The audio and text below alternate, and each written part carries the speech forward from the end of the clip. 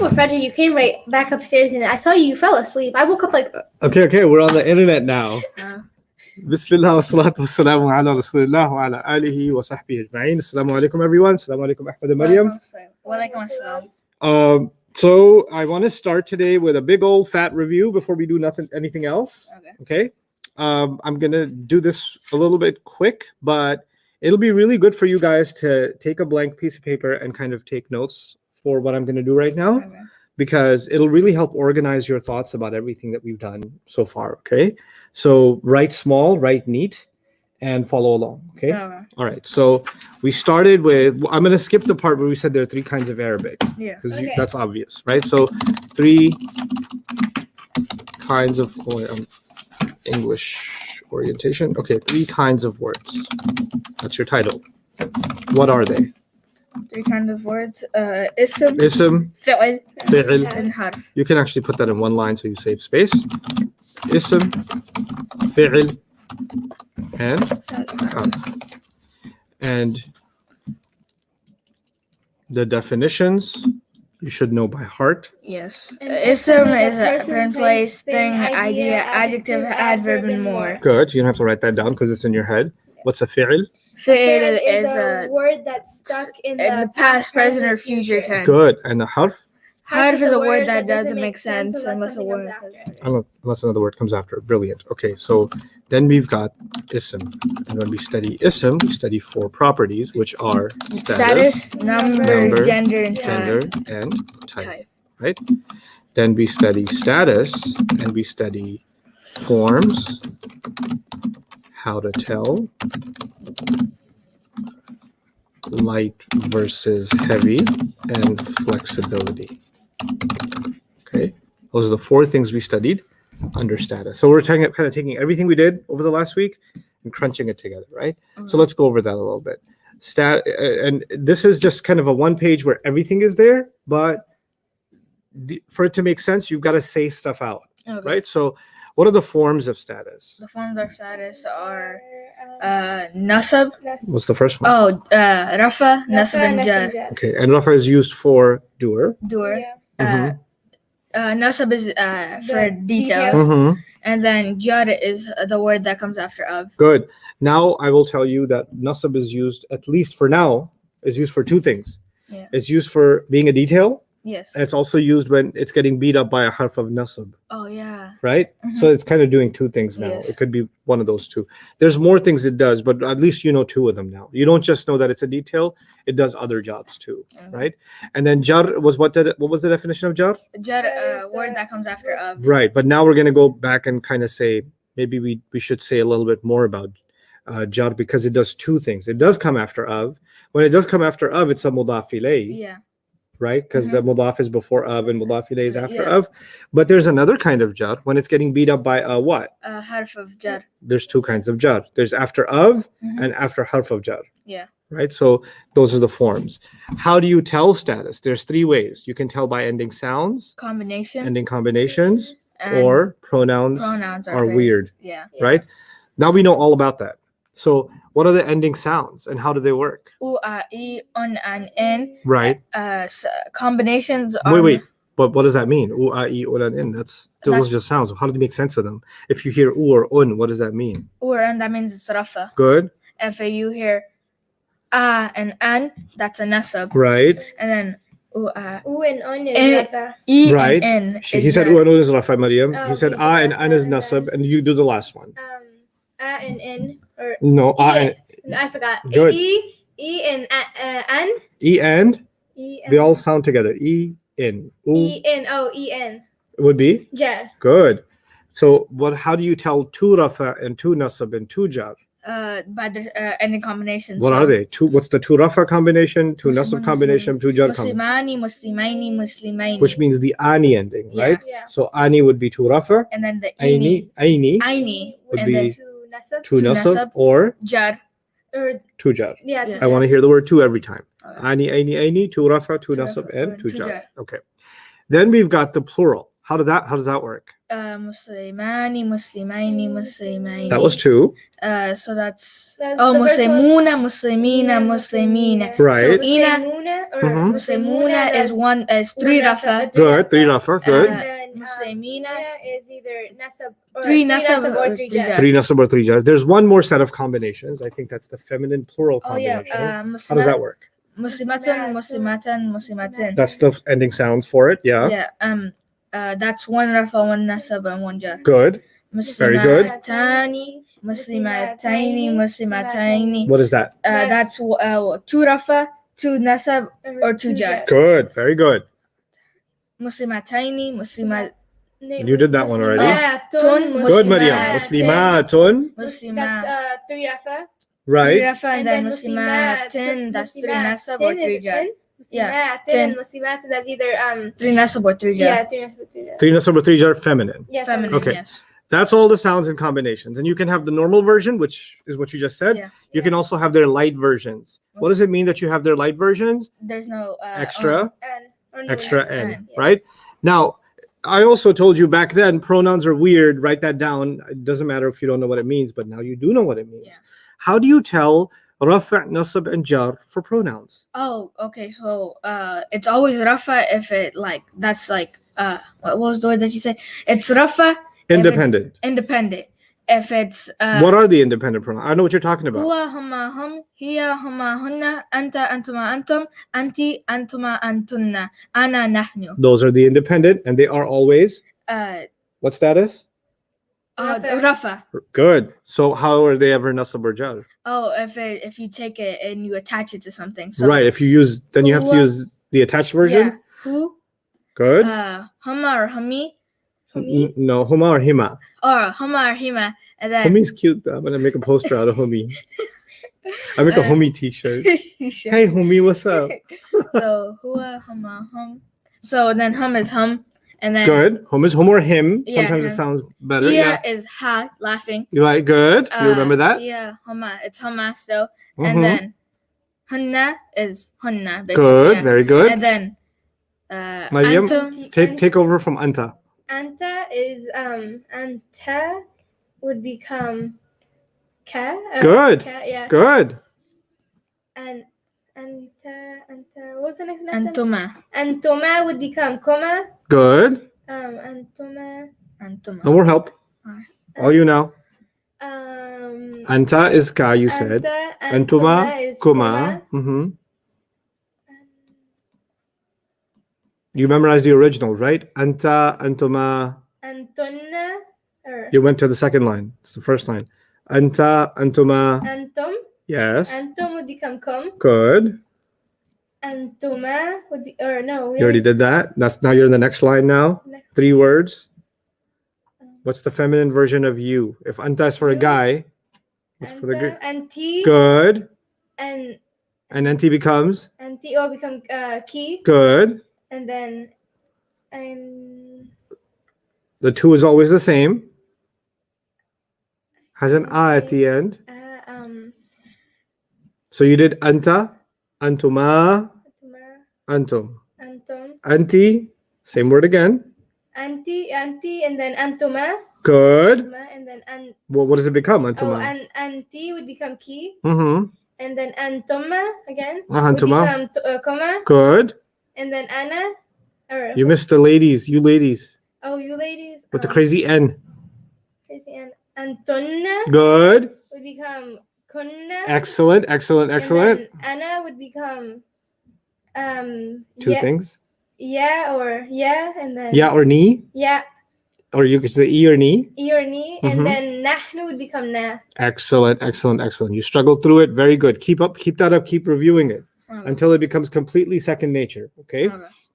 By the way, you guys flooded my inbox yesterday. Oh my God. I got thousands of emails of kids from all over the world, older people, college students, families that are watching us, that are memorizing. I saw babies in cribs that are trying to distract their brother or sister while they're trying to do huma huma hum. I saw 4-year-olds say hua hua hua. I don't know it.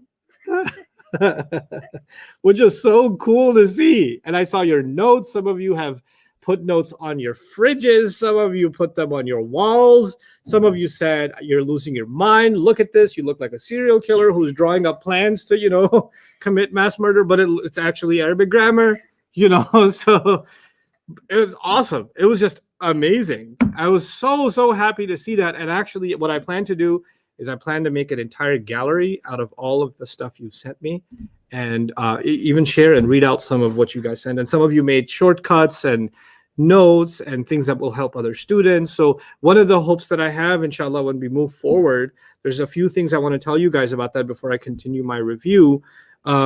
I know a lot of you said you don't have a Bayyinah TV account, you can't afford to get one, or they don't accept, whatever form of payment, et cetera, et cetera. I get it. So there's a couple of things. I've been struggling with the technology behind Bayyinah TV for a while, but alhamdulillah, we have a very good, very capable tech team that has been able to resolve the vast majority of the issues and migrate us over to a much better platform, inshallah. More than half of the Bayyinah TV subscription base is already successfully migrated over. Some of you are still having trouble migrating. And those of you that are, you can email contact@bayyinah.com. I know you may have emailed tv@bayyinah.com before or posted here, but if you just email them, if you're still having issues, they can walk you through it. And they are dedicated to getting every email address. So there's a team of people that are working around the clock that are just addressing issues with Bayyinah TV so that you guys are completely onboarded before we move on to Bayyinah TV, right? But here's the plan that I have for those of you who couldn't afford it, or those of you that would like to continue. I'm absolutely not going to be able to continue on Facebook or YouTube and the way we have been right now. That's not going to happen. It is going to be on a separate platform, and there are reasons for that. And the reasons for, predominantly the reasons for that is there's actually a system I'm putting in place where students can exchange with each other and, organize study material.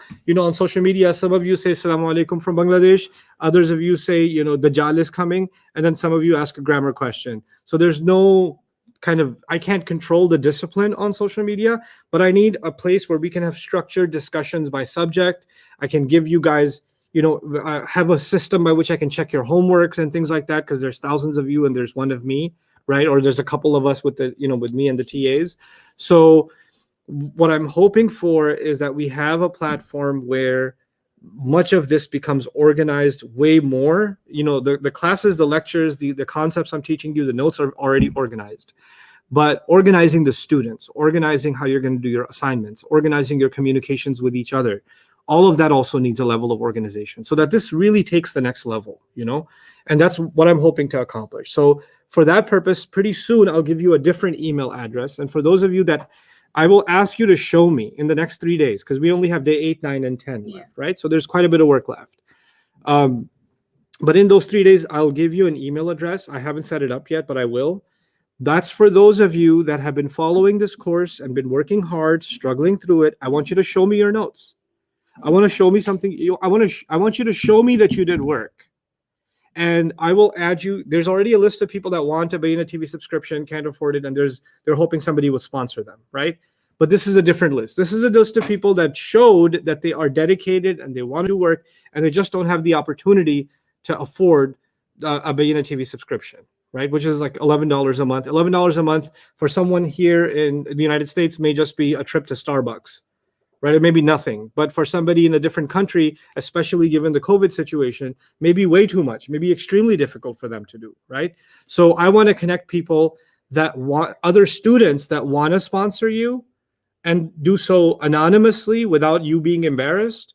But I want to be able to give priority to those people that actually made the time and effort and really want to do this. And they're moms that sent me videos that were, they got their video on their baby that they're taking care of, and they're doing bata kafla one, the baby's going and they're struggling through it anyway over the baby's sound, which is amazing. And those people, they should be sponsored. And me and you, me and the rest of the student body, me and the rest of the ummah, we should be sponsoring people like that. We should be helping people like that, right? So I'm going to do the best I can to sponsor as many students as possible, and I'll open that up. But that's coming soon, because I actually don't want to leave anybody out. Anybody that's been in this program that really wanted to learn and couldn't do so, they should be able to do so. And you know what? If I don't find a sponsor for you, I'll sponsor you. I'll figure out a way to get it done. We have our own technology costs and servers and whatever else. We have our own bills to pay, but it doesn't matter. I want to invest not just time in you.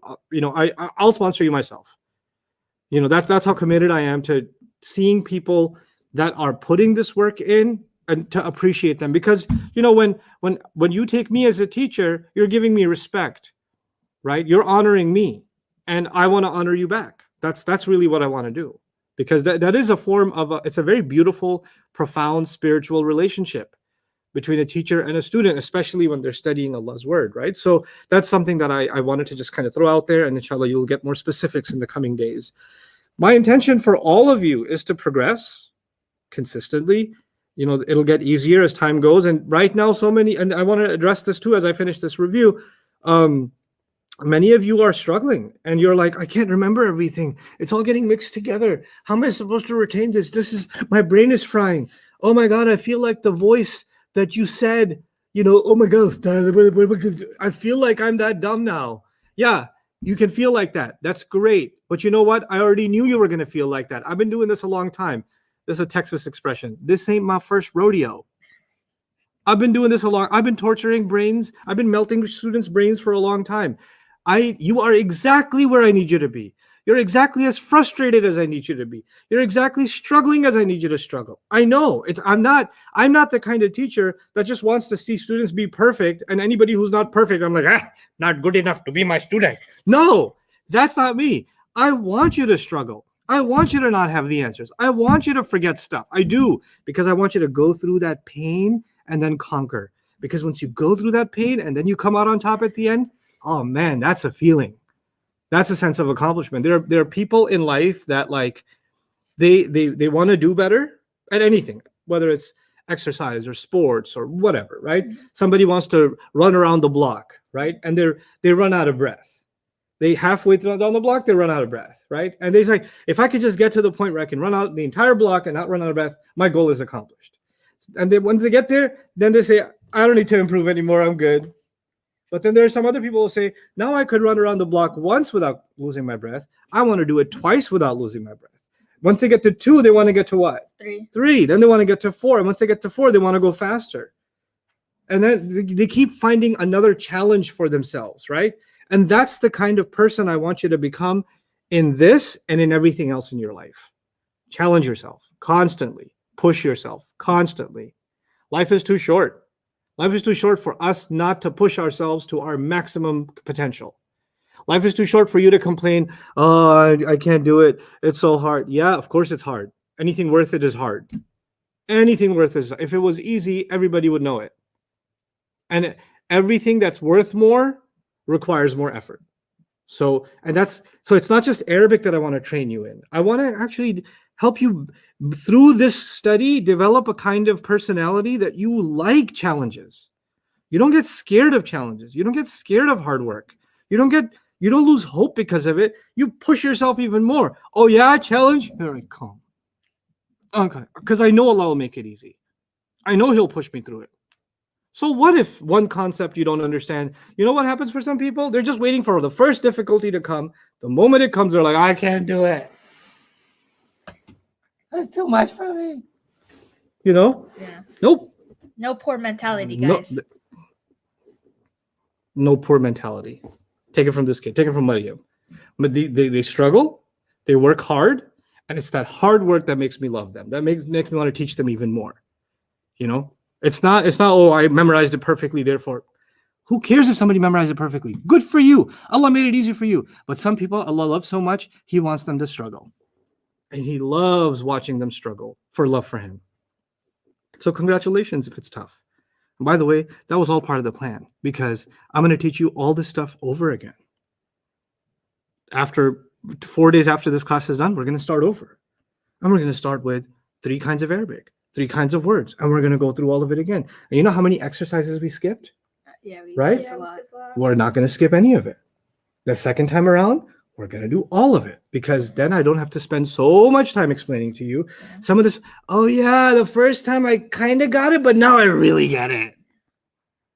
And that ding, that bulb that goes off on top of your head, I can see that bulb. I can see those bulbs. That won't happen the first time.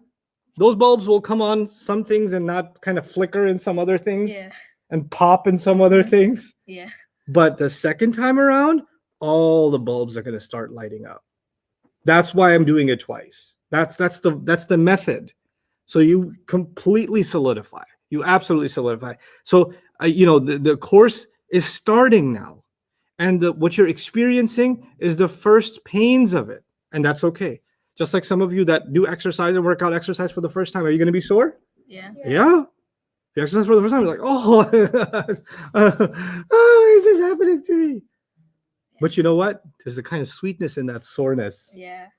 Like when you play basketball and you're like, you can't walk straight for a little while. Yeah. I did like 40 squats or 50 squats in a row. Holy Allah. And then I couldn't walk for like a day straight. Yeah, but it feels good. Yeah, like the pain, like it feels kind of. Yep, and it makes you stronger the next time. Yeah. And then the next time. That's what I'm doing here for you. Okay, Mariam, can you grab that remote and turn that TV on, because I want to be able to see what they see, because I don't want to keep turning this way. Okay, so let's finish our review now. Okay, so the forms, how do you tell status? We talked about how to tell status was you can tell by ending sounds, you can tell by ending combinations, the pair combination, the plural combination, the feminine plural combination, and you can tell pronouns are weird. Yeah. The independent ones are rafa, and the attached versions are always nasab or jar, right? So that's how far we got. Since we're on the pronoun subject, let's just talk about that. We'll make a separate title for that. But so I'll leave it for now. So light versus heavy. Light versus heavy means that if you have muslimun, the an or in, those are heavy. Yeah. And to make them light, you do a or e. Yeah. If it's ani, aini, then the light version is a, like the noon goes off. Yeah. If it's una, ina, then it's e. The vowel stays and the ya stays, but the noon disappears. If it's muslimatun, muslimatin, then the light version becomes muslimatu, muslimati. So ayatin would be ayatu, ayati. That's light and heavy. And we said that we don't care to ask the question about light and heavy when there's an al on a word, right? Now, back then I told you that there are 4 reasons a word should be light. Actually, in class, we already kind of talked about 3 of them. Yeah. But 2 of them in detail, one of them I just mentioned when we kept going. Yeah. Mudaf is always light. You know that, right? Yes. So that's like the number 1 reason. I said there's 4 reasons to be light. The number 1 reason is mudaf, because that's actually a fill in the blank already. Okay. The second reason something is light is it's a non-Arab name. Remember, those guys can't be heavy. So you already know 2 of the 4 really well. The third one I kind of mentioned in passing was when you call somebody, like, the Arabic word for boy is waladun. Yeah. But if you call them, then they have to be light, like ya waladu. Yeah. You don't say ya waladun, you say ya waladu, right? So you just drop the tanween or the heavy ending and you make it light, right? So that's light versus heavy, and that's enough. And normally words should always be what? Heavy, right? And you have to have one of those 4 reasons to be light. So as a student of Arabic, when you see a light ism in the Quran, you're like, I need to know why this became light. Yeah. If you see a heavy ism, you're like, it's doing what it's supposed to, I guess. It's a normal day for you, so you keep moving. Okay. Then there was flexibility. When it came to flexibility, I gave you a shortcut. I said, remember 3 names: Muhammad, Yusuf, Musa. Good. Muhammad, Yusuf, Musa. Why those 3? Muhammad represents fully flexible Arabic words. Muhammadun, Muhammadan, Muhammadin. Good. Then Yusuf represents partly flexible words. Yusufu, Yusufa, Yusufa, meaning the rafa ends with u, the nasab ends with a, the jar also ends with a. Okay. Then there's Musa, which means you can't change nothing. It stays the way that it stays, whether it's rafa or nasab or jar. So the 3 ways of saying Musa is actually one way: Musa, Musa, Musa. That's why those 3 names, Muhammad, Yusuf, Musa, will help, right? We did an exercise where we talked about the jar of the word Muhammad and the word Ibrahim. Yeah. We said, Allahumma salli ala Muhammadin. Say this with me. Allahumma salli ala Muhammadin wa ala ali Muhammadin kama sallaita ala Ibrahima wa ala ali Ibrahima fil alamin innaka hamidun majid. Allahumma barik ala Muhammadin wa ala ali Muhammadin kama barakta ala Ibrahima وعلى آل إبراهيم إنك حميد مجيد. So in that prayer, when we send our salutations to Prophet Muhammad and Prophet Ibrahim alayhi salam, every time the word Muhammad was jar. Muhammadin, Muhammadin, Muhammadin. Allahumma salli ala Muhammadin wa ala ali Muhammadin, right? Yeah. So it's always jar, right? And by the way, going back, jar can only happen for two reasons. Either it's after a harf of jar, or it's after a mudaf and it became a mudaf ilayh, right? So those are the two reasons. And then later on in that prayer, we substitute the word Muhammad with the word Ibrahim, and it's supposed to be jar too, just like the word Muhammad was, but we never say Ibrahimin because it's partly flexible. What do we say every time? Ibrahima. That's why we say Ibrahima every time. Okay, so that's flexibility. Then we talked about number, and in number we were most concerned that when you look at a word, it could be singular, it could be two. If it's singular, it's un and in or uai. If it's pair, it's ani, aini, aini, or the light version ai. If it's it could be masculine plural. Right? Sounds like a BMW M3, but could be masculine plural, which means una, ina, ina. It could be the feminine plural. That sounds like a race car too, an F3. Yeah. Yeah. Can you review the reasons for making a word light again? Yeah, I could do that. You know what? Why don't you just all of you turn to what page is that, Jawad? There's a blank page where there's 4 reasons to make light. There it is. That's page 8. Can you guys open up page 8?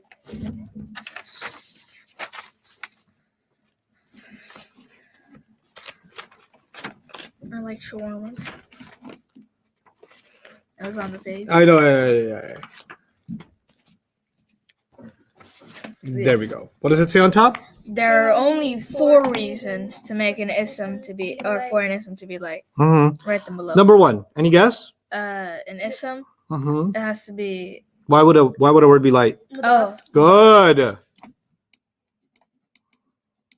This is my mouse handwriting. He has better handwriting in like paper, guys. My handwriting's beautiful. Second one? It's partly flexible. partly flexible. Like Yusuf, remember? Yeah. You can write in cursive? A little bit. With like my index finger. I can't. My teacher tried to teach me in like 3rd grade. She gave you this whole like everybody whole notebook. It didn't work out. They're my favorite. I love cursive. I like my normal hand. Okay, partly flexible. Then the third one is when, wow, that's ugly. You call someone. Like, yeah. I gotta write it clearer. Waladu.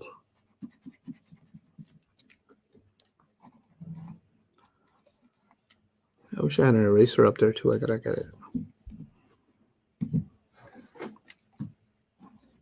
When you call someone. We didn't do the 4th one yet. Oh. It's pretty cool though. The 4th one's. You make it sound cool, but it's probably like. No, it's actually really cool. Oh. Like really cool. Like first time I learned it, I was like. It's like easy or like deep frying? Oh, it's pretty easy. Oh, okay. It's pretty easy. But it's not time yet. Okay. Your Jedi training is still young Padawan. Yes, you're very, very young Padawans. Okay. Astaghfirullah al-Azim. In Arabic class, you mentioned something with Star Wars, which has shirk and kufr and bid'ah and haram and hellfire. And yes, I did. It's okay. Like a movie or something. Yeah. Inna lillahi wa inna ilayhi raji'un. You can just call the force waswasa. Okay, anyway, yes. We're also getting a lot of questions about alif lam. Doesn't that make a word light? No, it doesn't. Alif lam does not make a word light. That should be in your transcripts, but I'll come to that when we do common and proper. So we're still reviewing number right now, so I'll come back to the alif lam issue, okay? Number. So we're in number, and the feminine plural is atun, atin, and atin. And then there's 2 other crazy things. There's I'm going to write it as HP and NHBP, which is human broken plural and non-human broken plural. Yeah. And what you should remember about that is human broken plurals can be treated like a she. She, but don't have to be. Don't have to be. Non-human broken plurals Have must to. be treated Yeah. like a she. The only way you will know that you're looking at a human or non-human broken plural is if you know what the word means. So there are a few observations about the broken plurals. Let's just write them here because those are easily forgotten. Broken plural observations. Just some things you should remember. Number one, they have ending sounds. Number two, can't recognize without vocab, right? Yeah. And number three, the human ones can be she, and the non-human ones are always she. So those are some observations about. And what does it mean that they're she? We haven't seen that in action yet. I'm just giving you the concept, but you'll see it in action actually probably today when we're done with review. You'll see it in action. Okay. So that's just some broken plural because that's a tough concept. So it's good to have kind of a summarized, set of notes about it. And then there was one small item, plural, because the Arab said so. Qawm, nas, qarn. There's a few more words there, but qawm, nas, qarn is enough for you right now. Okay, so Arabs said so. You don't even have to say Arab said so. That's a waste of letters. Just say qawm, nas, qarn. You already know. Those are plural because the Arab said so. So just write that there. And that's everything you need to know about number. Oh, we only had two? Yeah.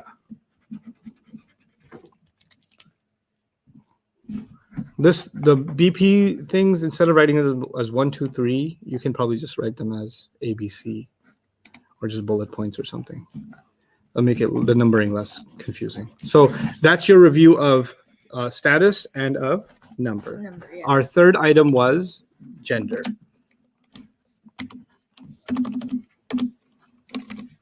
And in gender, we only study fake feminine.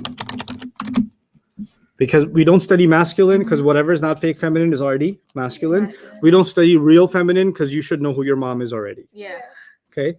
So it doesn't make any sense for me to teach you that mother is feminine. Yeah. Okay? So we only study what? Fake feminine. Fake feminine was many words, not all words. See careful language. Many words that end with this guy.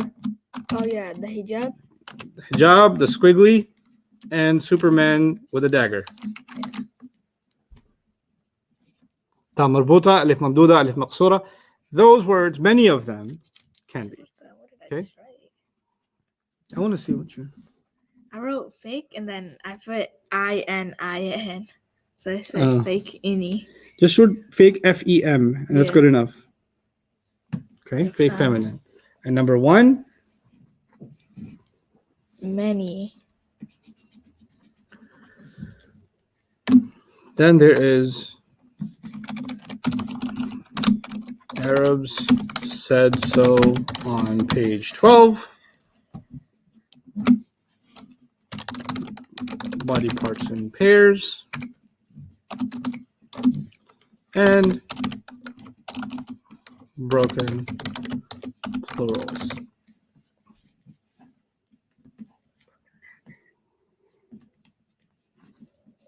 Broken plural reminds me of something silly. Broken plural. One of my kids, I won't name her because she'll get embarrassed. When she was little, she couldn't say the letter L, right? And actually, when she was born, she looked like I kid you not, she looked like a certain North Korean dictator, right? So her hair was like spiky, and so I really just wanted her to learn to speak as if she has poor English and she has a very heavy Korean accent. With all due respect to Koreans. So, and then funny enough, when came to the letter L, she couldn't say, she used to say prorar. So she was a broken prorar, right? Yeah. And so when she was little, when she was like 3 years old, I was obsessed with chocolate milk, right? And then she got obsessed with chocolate milk. But she used to say chocolate milk, like normal. But I really wanted her to say it like a weird way. So I used to say chocolate de mer. Say chocolate de mer. And so until she was like 7 years old, she'd speak normal English. But when it came to chocolate milk, she's like, oh, I really, really feel like getting a chocolate bear. She doesn't like that I did that to her later. Okay. Broken plurals.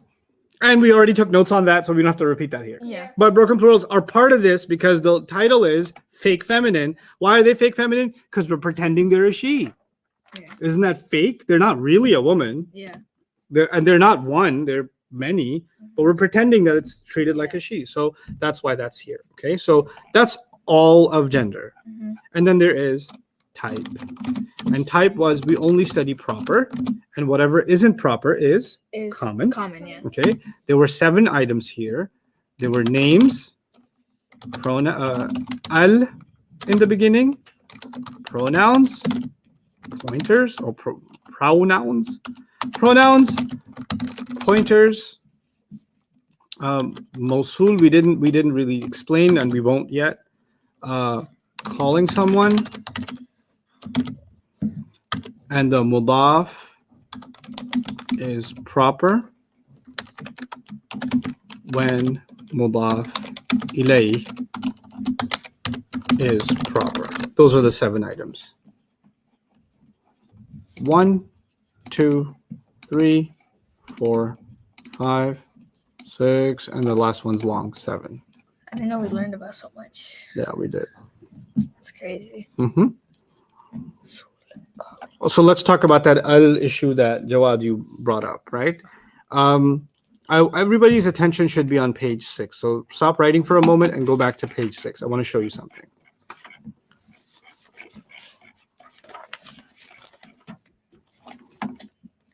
This is something that we talked about and you forgot, and that's okay because your job is to forget, my job is to remind.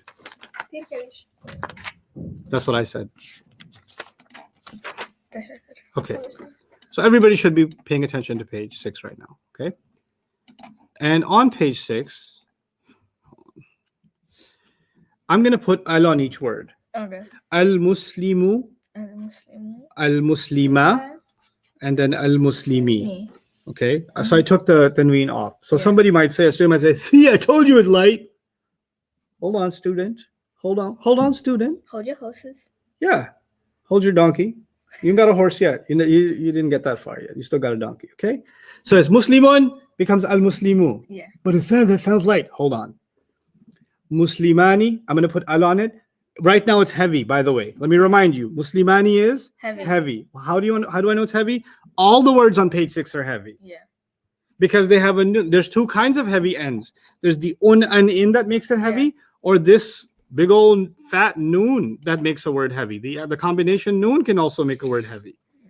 But if I say al-Muslimani, that's perfectly good Arabic. Al-Muslimani. Did I make it light? No. No. So to say al makes a word light is haram. Very haram.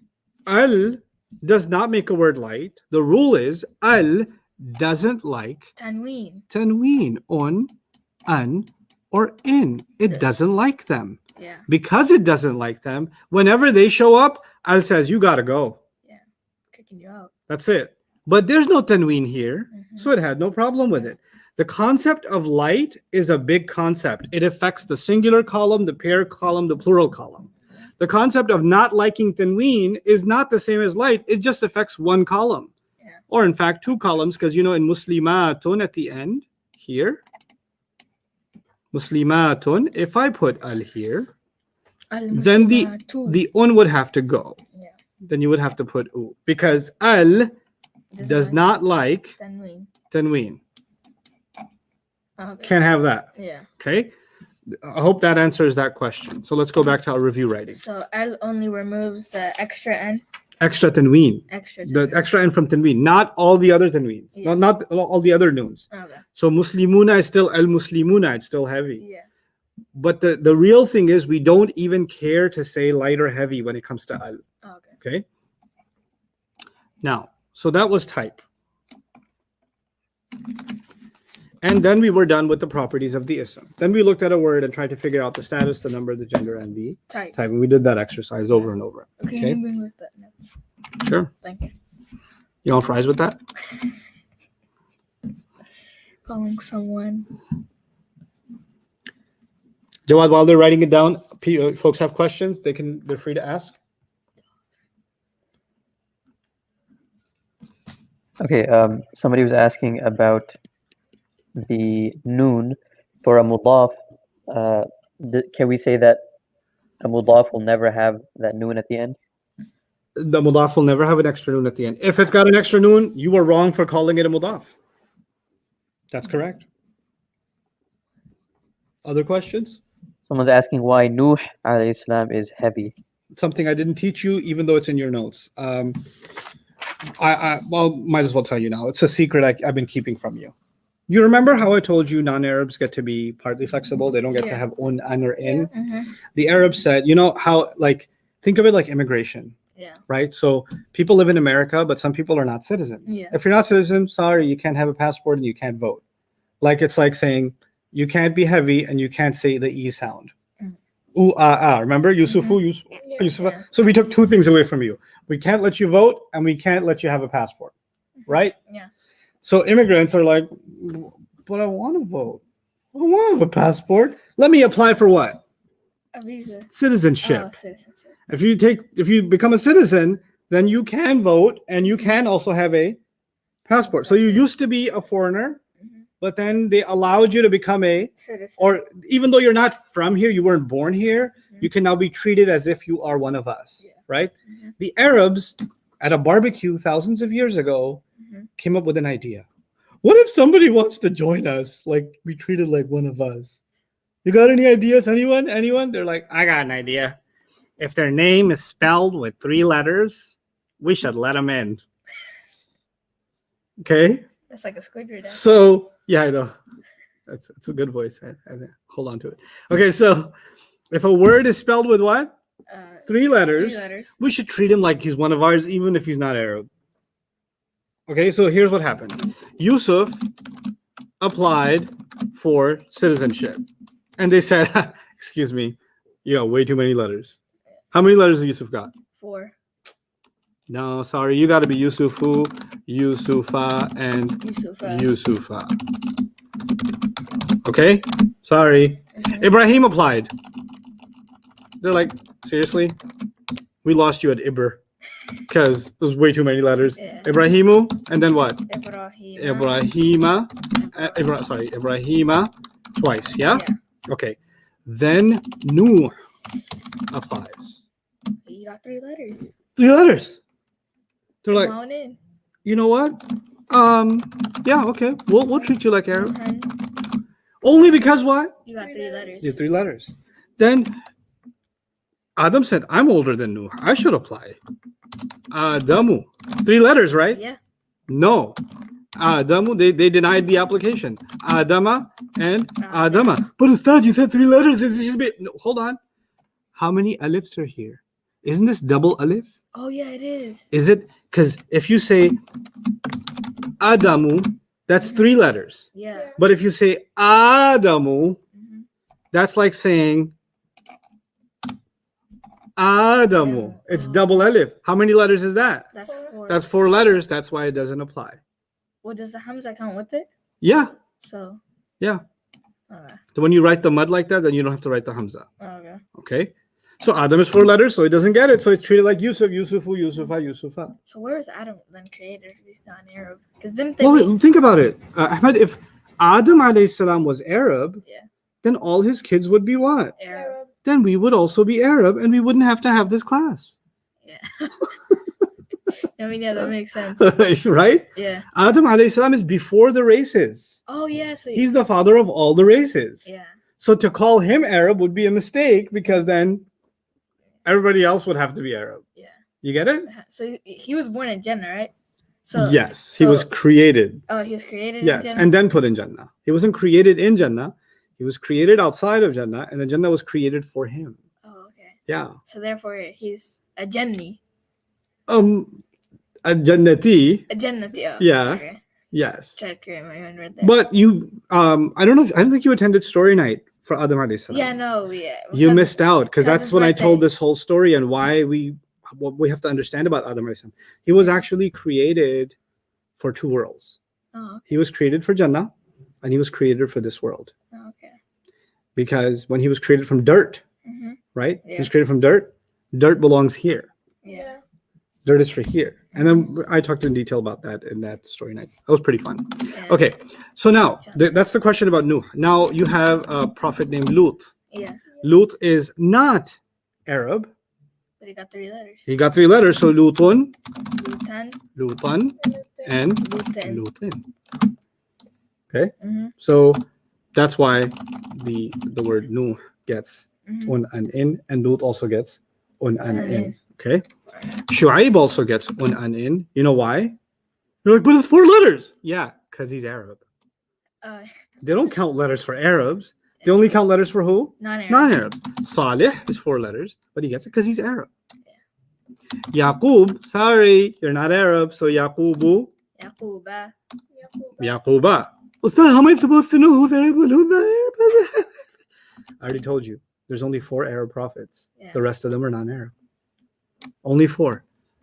Hud, Hud, Salih, Saleh, Shu'aib, and Muhammad Sallallahu Alaihi Wasallam. That's it. Everybody else is non-Arab. So we only have 4. Yeah, we only have 4 Arabs. Everybody else non-Arab. Allah sent prophets to every nation. Yeah. He didn't just send prophets to the Arabs. And most of the time, the Quran is talking about prophets that were not Arab. Yeah.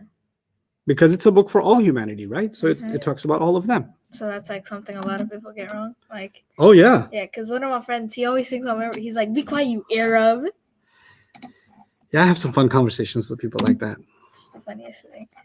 Y'all got Jesus in the Quran? Yep. Mm-hmm. And Yeah. Mary. Yeah. We got a whole chapter. Y'all believe it? What?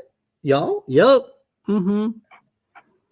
Actually, a friend of mine recently found my lectures on Jesus in the Quran, and they're going through them now. They're like, I'll let you know what I think, because they're pretty involved in a church. Mhm.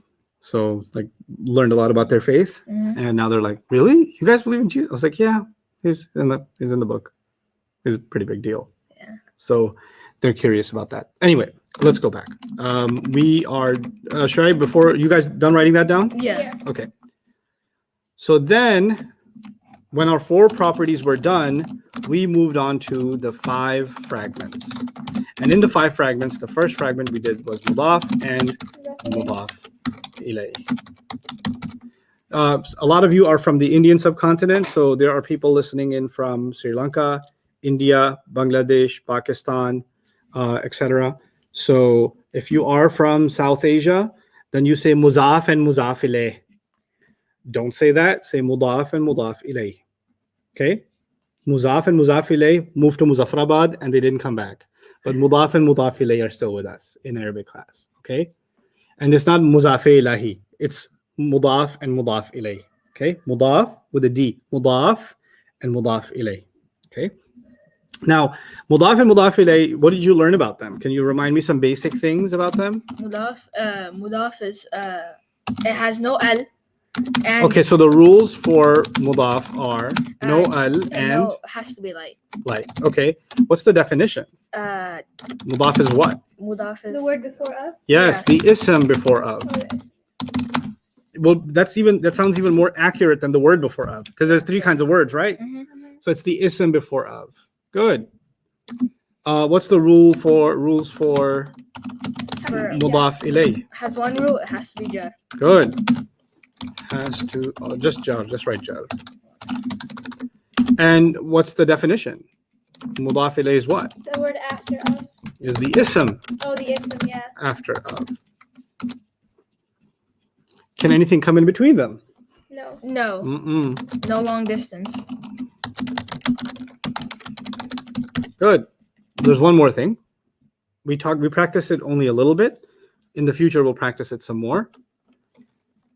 When the mi, mudaf ilayh, is proper, then the mudaf is proper. Oh, yeah. We figured out 4 properties of them, Mhm. but I kept leaving the 4th property out. I kept saying, Yeah. oh, well, we're not going to say it's proper or common. We're going to have to check with the mudaf ilayh. If the mudaf ilayh is proper, then we'll say the mudaf is proper. If the mudaf ilayh is common, then the mudaf is common. But the other properties like status, number, and gender, you can figure them out from a mudaf, right? So we did that. We're going to review that again. We'll come back to mudaf and mudaf ilayh. Okay. So that was when we did mudaf and mudaf ilayh. Then we did, so that was the first fragment. Yeah? Yeah. Our second fragment was harf of jar. There's not much to say about them. Immediately after, whatever ism comes becomes what? Jar? Jar, yeah. And together, what are they called? Jar? Jar majroor. Good job. Jar majroor. I almost said Yajuj Majuj, but okay, yeah. Jar majroor. Jar majroor. Very good. Can you go back? What are they? Jar majroor is bata kaf Good. waw min fi an ala hatta ila. Nasab is in and can. Oh, what? Not in and can. No, sorry. What can you? How can you say that? Oh, sorry. What kind of? You realize what kind of trouble you're in? It's in No. No. and in. No. What? Try again. In. No. And No. It's You try. Bata kaf. No. No, I'm trying to remember. Half nasab. Half of nasab. Okay. ana in. Ana nahnu or no. I can't remember. I remember some of it. Inna anna. Yes. Inna anna. Oh my God. Anna. But- Anna. Inna ليت anna لكن kunna لعل. la'alla. Thank you. That's a harf of what? Nasab. You just said ana nahnu. I'm sorry.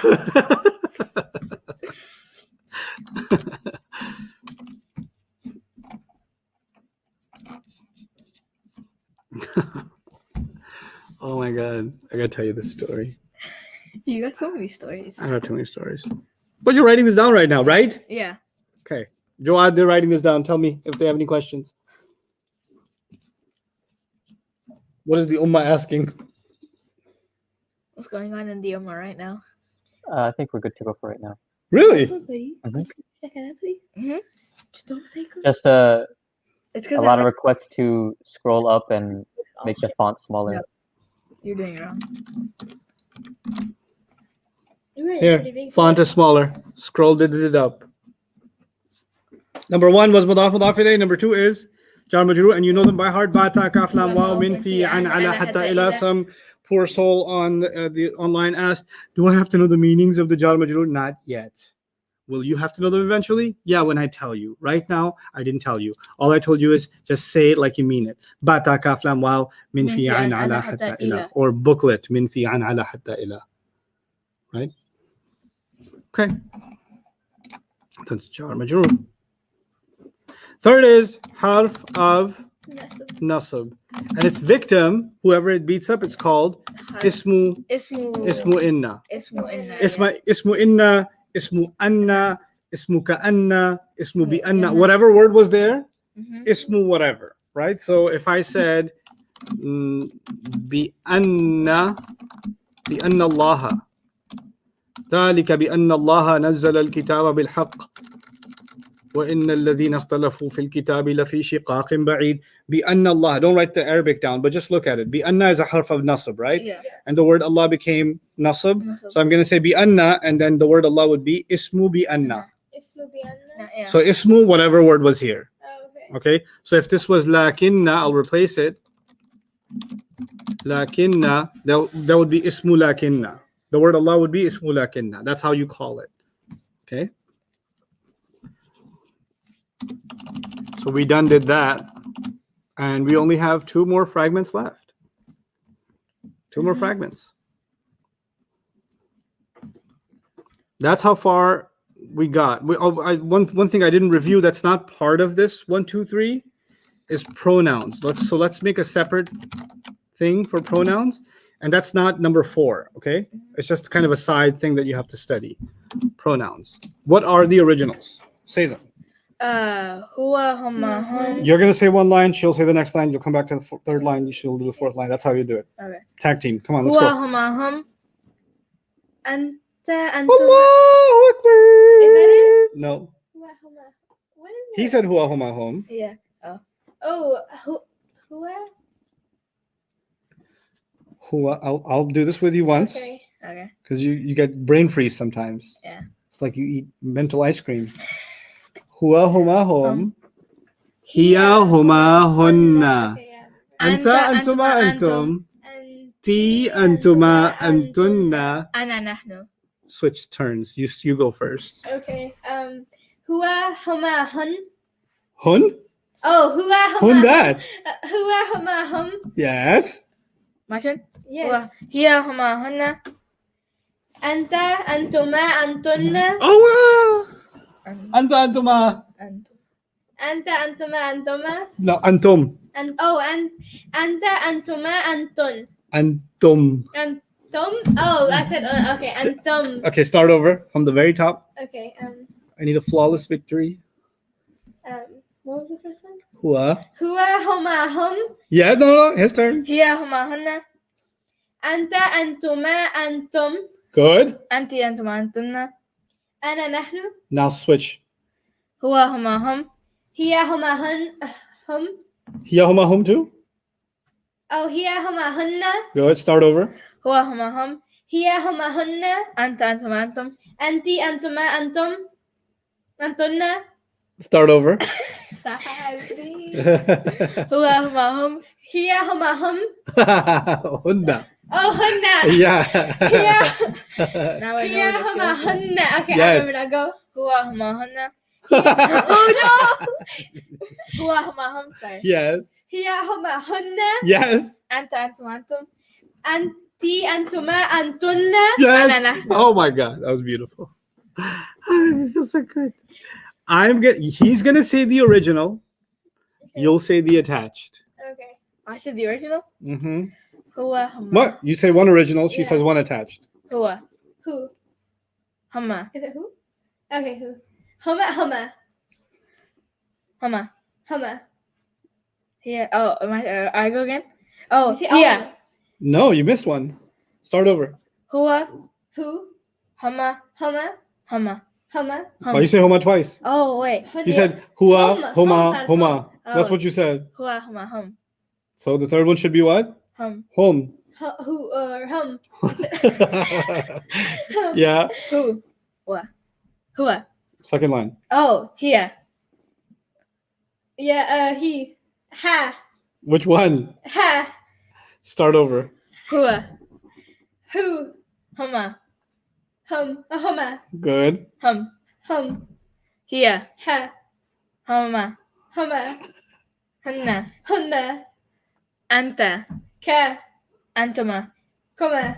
antuma antum And kum. anti Ki. antuma Kuma. antunna Kunna. Good. Okay. ana Wa or ya? Ni or e? Ni. Oh, ni or e? nahnu. Nah. Excellent. Number one. Independent So much to write. I have so pronouns. New New page. yeah. Go next page. It's okay. much Do this in the back of page 18. Because that's the page for page pronouns 18. anyway. Oh, I'm doing. Oh, is this? Yeah. Yeah. Okay, yeah. Okay. In the pronouns, always what? Rafa. Rafa, yeah. Okay. Number two. Attached, always what? Attached, always to Nasab or? jar. Nasab or jar. Okay, now. A. When attached to harf of jar, they are what? Take a guess. When attached half to of Jad. harf Oh, of Jad. Jar. Jar. Yeah. When attached to ism, when they're attached to an ism, They become an ism. they become mudaf ilayh. Oh Yeah. yeah. So they become jar because they are mudaf ilayh. We'll review that later on more. When attached to harf of nasab, take a guess. Nasib. Nasab. Nasib. Yep. Okay. So they're jar twice. Yeah, if they're attached to a harf of jar or they're attached to an ism, they're jar. And so far, they're nasab once. When they're attached to a harf of nasab, they're nasab.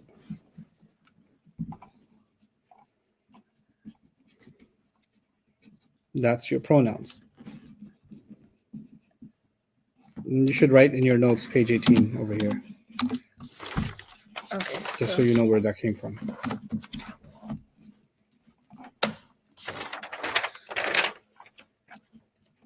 Okay. This is everything we've done so far. Okay. This is how far we've gotten. We have about a little less than 2 hours to cover quite a few things. I don't think it should take that long though. So I'll take a few questions before and then give you a break, and then we'll start fresh and hit the new concepts. Did you notice I haven't yawned at all today? Yeah. What'd you do? Exercise in the morning? No, I did coffee. You drink coffee, you old man. Okay.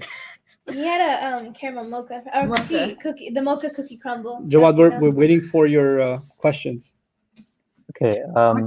So for some of the harf of nasabs, like Bayyinah, people are asking how we can have a harf of jar attached to a harf of nasab. Think of it as one word for now. When I get you to an advanced level, then I'll break that down for you. Right now, you can't handle that. The concept of masdariya, which will come later on, much later on, will then make sense. Right now, all you do is you just think of it as one word. Don't think of it as two words. It doesn't help you. Go ahead. A lot of questions on ism mawsul and ism ishara as well. Okay, ism mawsul, don't worry about it. Ism ishara, we'll do today. And if you don't know what it means so far, that's okay. You're human. It's coming. We're not robots. Others? There was a question about places. Yeah. So we talked about that The three-letter thing? proper names of places are partly flexible. So then how Correct. come in an example yesterday we had masjid with the kasra? Oh, but masjid is not a proper name. It's just a name. Like a place to do sajda is called a masjid. Oh, But when I mean proper name, I mean like Bayyinah campus. I mean Dallas. I mean Fort Worth. I mean Mecca. I mean, Medina. Kuala Lumpur. Oh, right, But Medina. he has that. Yathrib. Yes. Yathrib, yeah. But we're not supposed to call it Yathrib, are we? No, we say Al-Madinah now. Al-Madinah to Nabi. So generic words are fully flexible. Not any word for a place. Farm is fully flexible. Field is fully flexible. Masjid or school or house is fully flexible. But if I say, Seattle, Washington, then Seattle's not going to be fully flexible. It's going to be partly flexible because it's the name of a place. But if I said city or town, that'd be fully flexible. Okay. Other questions? Yeah, sure. Earlier we said that mudaf ilay has to be an ism. Yes. But now pronouns can also be mudaf ilay. How's that? Very good question. Because pronouns are an ism. What's an ism? Go back to the basics. An ism is a person. Place. Isn't a pronoun a person? Yeah. He, she, Yeah. they aren't they persons? Yeah. Yeah. So why couldn't they be ism? Pronouns are just one kind of ism.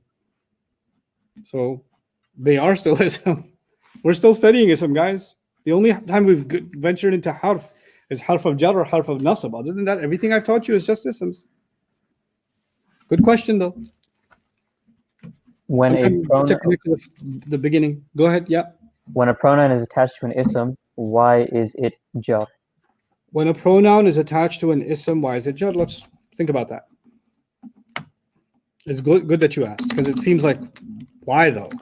Right? So let's walk through it. I did walk you through it a little bit yesterday, but it doesn't hurt to do it again. If I say, okay, qamis. Qamis in Arabic is shirt. Oh, okay. Okay. It's pretty cool that Muslims, we spread all over the world. Yeah. And one of the places we spread is Andalusia. And Andalusia is now modern day Spain. Oh. Right? Okay. And Spain, of course, has had the Latin language and then Spanish, right? And Spanish is part of its history. And I'm also kind of a upper beginner student of Spanish, right? Mm-hmm. And in Spanish, the word for shirt is camiseta. Camiseta. Oh, so like they Camiseta. So because of the hundreds of years of Muslim influence, Mhm. a lot of Arabic words came into Spanish Wow. and became part of Spanish. So like what's the Arabic word for the? Oh, hua. No, the the the What? al Al. Oh yeah. al, yeah. and in Spanish you say el. Oh really? Yep, el is for the. So, So like- so anyway, but qamis is in the Quran. Qamis means shirt, like the shirt of Yusuf alayhi salam, Mhm. right? So if I say qamisuka, okay, qamisuka, that's the example I'm going to use. The word qamis means shirt, and Shirt. ism. Shirt is a thing, Yeah. and ism is a thing, right? So qamis is an ism, and it's light, and it doesn't have al. When a Yeah. word is light and it doesn't have al, you have a right to accuse it of being possibly a what? Mudaf. Yes, but the only way to prove that is to look at the next word and be able to prove that that next word is definitely Jar. jar. Well, the next word is ka. Ka from page 18 came from anta. Anta becomes ka. Ka.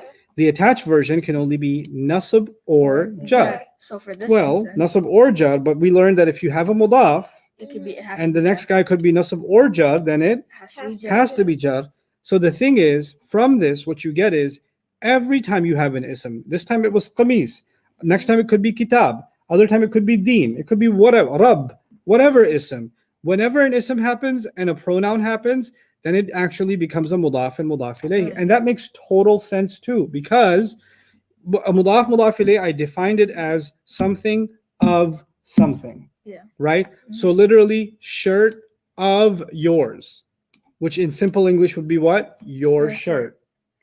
Your shirt. So if I say Rabbi, let me, the haraka might be confusing in this font for some people. So let me change the font on this. Here we go. Much better. Rabbi. Okay. It's two words, Rab and E. Rab and what? E. And I already said, if you have Rab is an ism, Mhm. and whenever you have an ism and a pronoun, they become mudaf ilayh. Yeah. If they become mudaf ilayh, then the mudaf ilayh is always jar, right? Yeah. That's why I said when attached to an ism, it's always jar. And even in meaning, that makes sense because Rabbi means my master, which is simple English, master of mine. So it's after of anyway. That's why it's jar. So I hope that answers your question about why a pronoun is jar when you attach it to an ism. Okay. So at this point, unless there are other, overbearing questions that you really need to get answered right now, I'm going to give you guys a good 10-minute break and then come back and really wrap up Okay. our study of Islam, inshallah, as much as we can. Okay. Okay. Go enjoy your break. Jawad, you can continue to take questions. You gonna lose in pool again? We'll see about that. Yeah. I love losing. Actually, Ayman Mirza, I'll answer that question. Jawad, if you don't mind. Mhm. So, Jawad, you asked, there's tum in the Quran that's used for you all. Yes, it is, but that's not an ism, and you haven't learned that yet. Ism is here. That one, you'll see. You'll see, actually, if things go on schedule, you'll see that tomorrow. So that question about tum will get answered tomorrow, inshallah. All right, I'm going to put this on mute.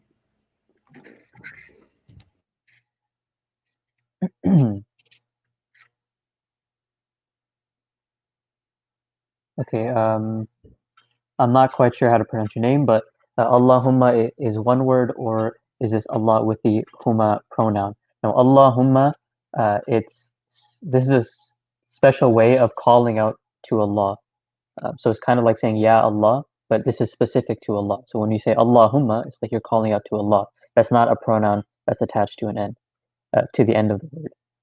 I did see everybody's comments about a face reveal, but I don't think that's happening anytime soon, inshallah.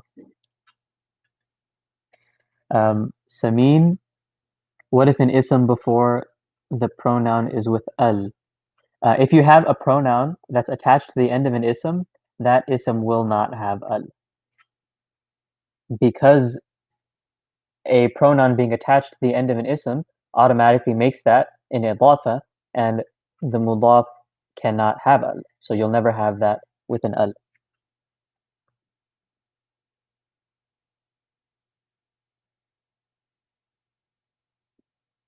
Why is Isa not an Arab word? Because Isa did not originate from Arabic.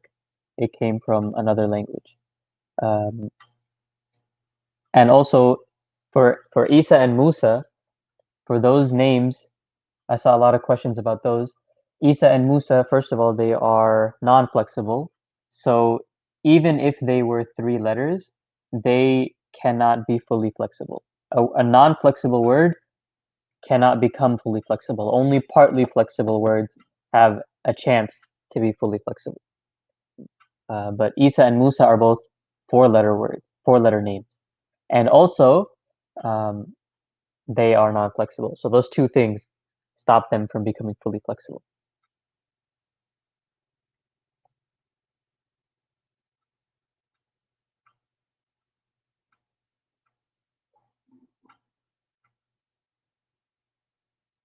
Khadija, we've discussed 2 ways for a word to be nasab. One of them is if it's a detail, and the other one is if it comes after a harf of nasab.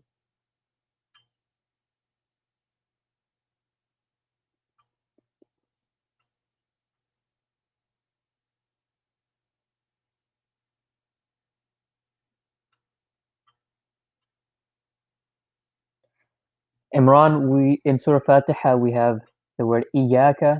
That's not quite something that we've discussed yet. So when we get to that, then we can answer that question, inshallah. Right now, it'll just be a little bit confusing.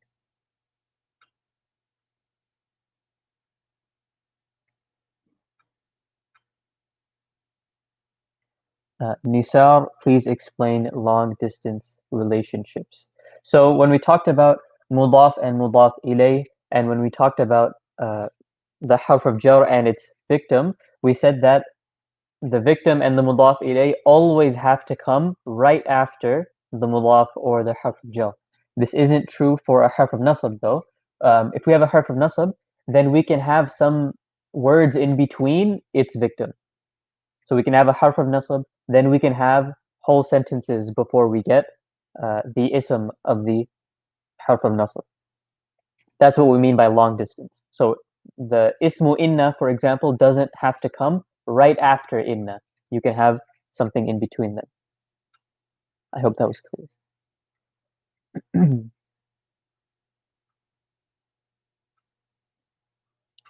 Aisha, the word nisa is feminine because women are feminine.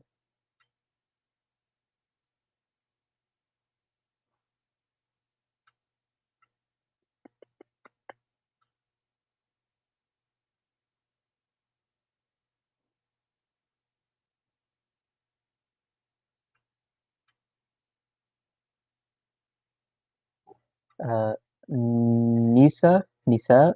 How come Lut does not have a sukoon on the waw in the Quran? A lot of times, depending on the script that you're using, if you see a letter that doesn't have anything on it in the Quran, then you have to assume that that letter has sukoon.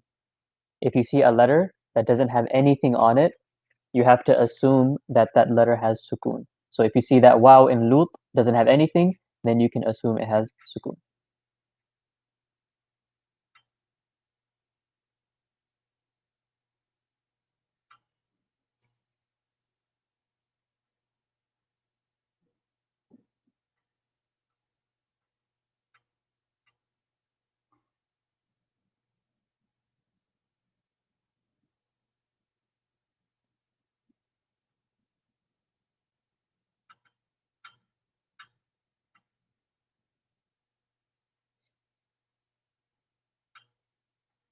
So the 3 out of the 4 reasons for making a word light that we've discussed so far, the first one is if a word is mudaf, it will always be light. If a word is partly flexible, not a word, but if an ism is mudaf, it will always be light. If an ism is partly flexible, it will always be light. And if an ism is being called, it will be light.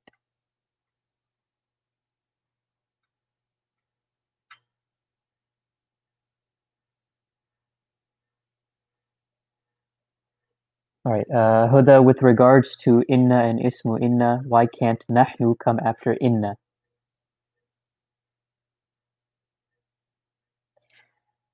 So when we talked about the original pronouns, and nahnu is one of the original pronouns, we said that all of the original pronouns are rafa'. They're always rafa', and they will never be nasab, they will never be jar. But the word, the ismu inna, has to be nasab.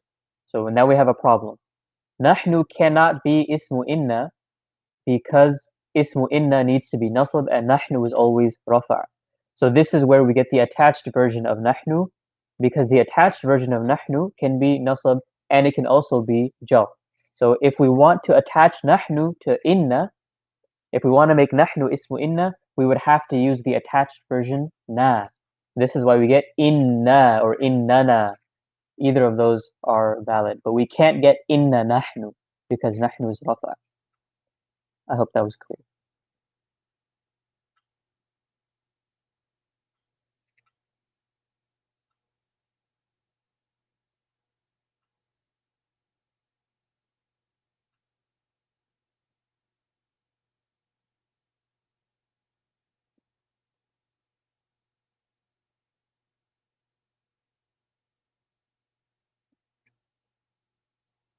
Alina, that the ayah you're looking at in Surah Yasin, that word after hatta is not an ism, and we're only talking about isms right now.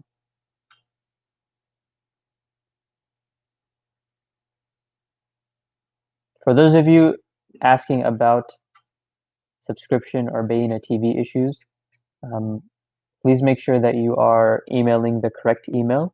The correct email is contact@bayyinah.com, and please give them some time to get back to you because surely there are, thousands of people emailing them right now.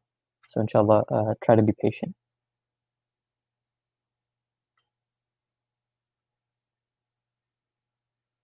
Faiza, that's correct. Hum can be used for masculine and it can be used for masculine and feminine mixed. But if it's only feminine, then we're going to use hunna.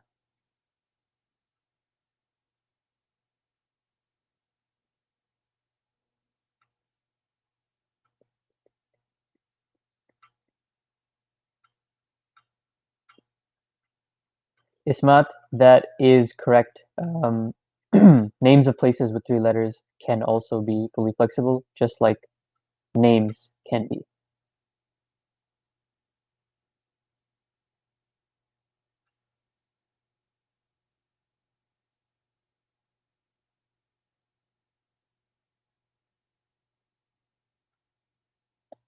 Nasiba, I'm not sure I understand the question. Can there be isms that have letters at the end that can be seen as attached pronouns?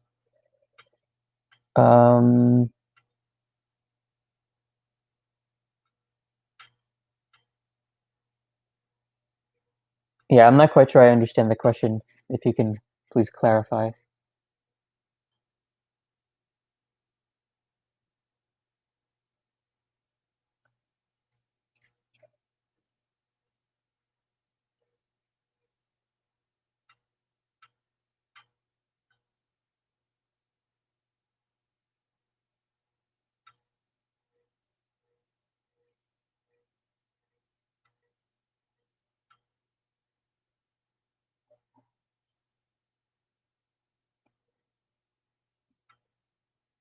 Ariba, names of places, any proper name of a place will be partly flexible.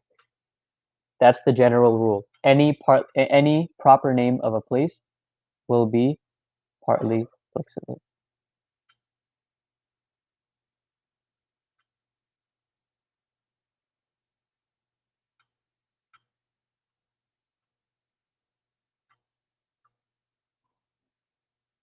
Maliha, that is correct. Pronouns are isms. Because when we talked about isms, we said isms are person, place, thing, idea, adjective, adverb, and more. The first one on that list was person.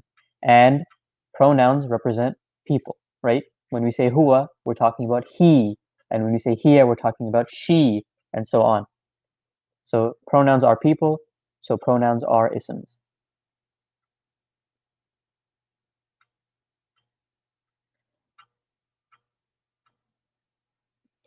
stranger kittens.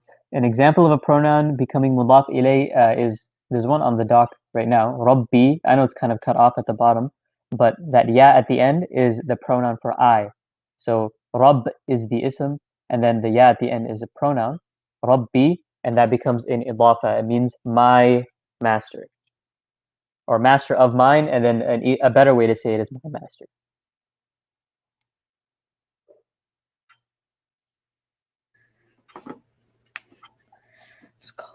How's it going, Jawad? It's going very well. I overheard somebody ask about Allahumma, so I'm going to tell you guys some things about Allahumma before we go back to work. Bismillah wa salatu wassalamu ala rasulillah wa ala alihi wa sahbihi ajma'in. So the word in ancient Arabic, the meme at the end. Now, first of all, the pronoun is hum, which means they, and huma is both of them. Okay, there's no such thing as a humma. That doesn't exist in Arabic. Okay, now in the phrase Allahumma, right? Obviously, the word Allah is there. So the addition is not a hum, the addition is just a meme. So to think that this is a pronoun would be a mistake, because the ha actually belongs to the word Allah. And the only addition to in Allahumma is what? The meme. And the meme with a shadda. Now, in old Arabic, you used to say Ya Allah. Ya Allah, right? So the ya is used to call someone. Okay?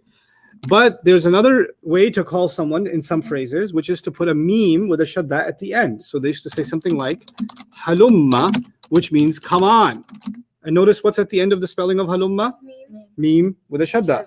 And when you call on Allah, one way to call on Allah is Allah, and instead of ya in the beginning, a double meme at the end. Allahumma actually means Ya Allah, or calling on Allah.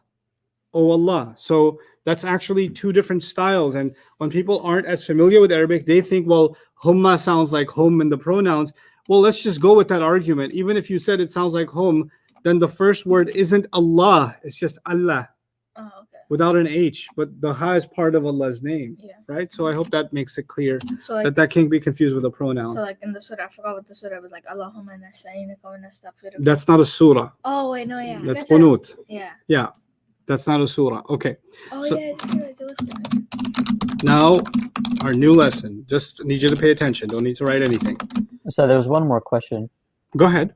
So somebody was asking about in Surah Al-Fath, ayah 10. وَمَنْ أَوْفَى بِمَا عَاهَدَ عَلَيْهُ اللَّهَ فَسَيُؤْتِيهِ أَجْرًا عَظِيمًا. They were asking why in عَلَيْهُ the pronoun seems to be rafa' when we said they always have to be jar. Oh my God, I thought it was going to be a completely different question because of alayhu. Okay. Since somebody asked, I'm going to explain this to you guys, okay? Okay. So, huwa is the original version? Yes. And the who or the he are the attached versions. Yes. I'm reminding the student, specifically the student who asked. Do you know their name? Know their name? If you find their name, let me know. Not that I'm going to punish them. But, Zain bin Khalid. Okay, Zain. Especially pay attention, Zain, but the rest of you will benefit from this a lot. Zain's question is invalid because Zain forgot something that many of you will forget many times. Zain said, why is it rafa when there's a ala before it, right? An attached pronoun by definition can only be nasab or jar. And it doesn't matter what sound it has because pronouns are crazy. We don't judge them by the sound. The fact that they are attached is enough for us to say that they are nasab or jar. Okay, so just to make that concept even clearer to you, Rabbahu or Rabbihi. The word Rabbu is rafa in this case. Yeah. The word Rabbi is jar in this case. But the attached pronoun didn't matter. Who or he, it was always jar. Yeah. And I didn't get that because of how it sounds. I got that because attached pronouns to an ism are always jar. Right? So what happened with you, Zain, is that you looked at the who sound in alayhu and you thought that that's rafa. Attached pronouns cannot be determined by their sound. Attached pronouns are judged by the fact that they are attached. But now let's take it a step further. When we say salam to each other, we say assalamu alaykum. Let me tell you something about alaykum. Bata kaf lam waw min fi an ala. Whenever you take ala and you want to stick a pronoun at the end of it, it's no longer ala, it becomes alay. Okay? It used to be ala, but if you want to put a pronoun with it, it becomes alay. So we say, and because ala is a harf of jar, right? So you can't say antum, because antum is the rafa version. What's the attached nasab jar version of antum? Antum. Good. That's why we say kum instead. Oh, okay. And it's attached, so it gets attached to the word alaykum. This would be called jar majroor. Alaykum would be jar majroor.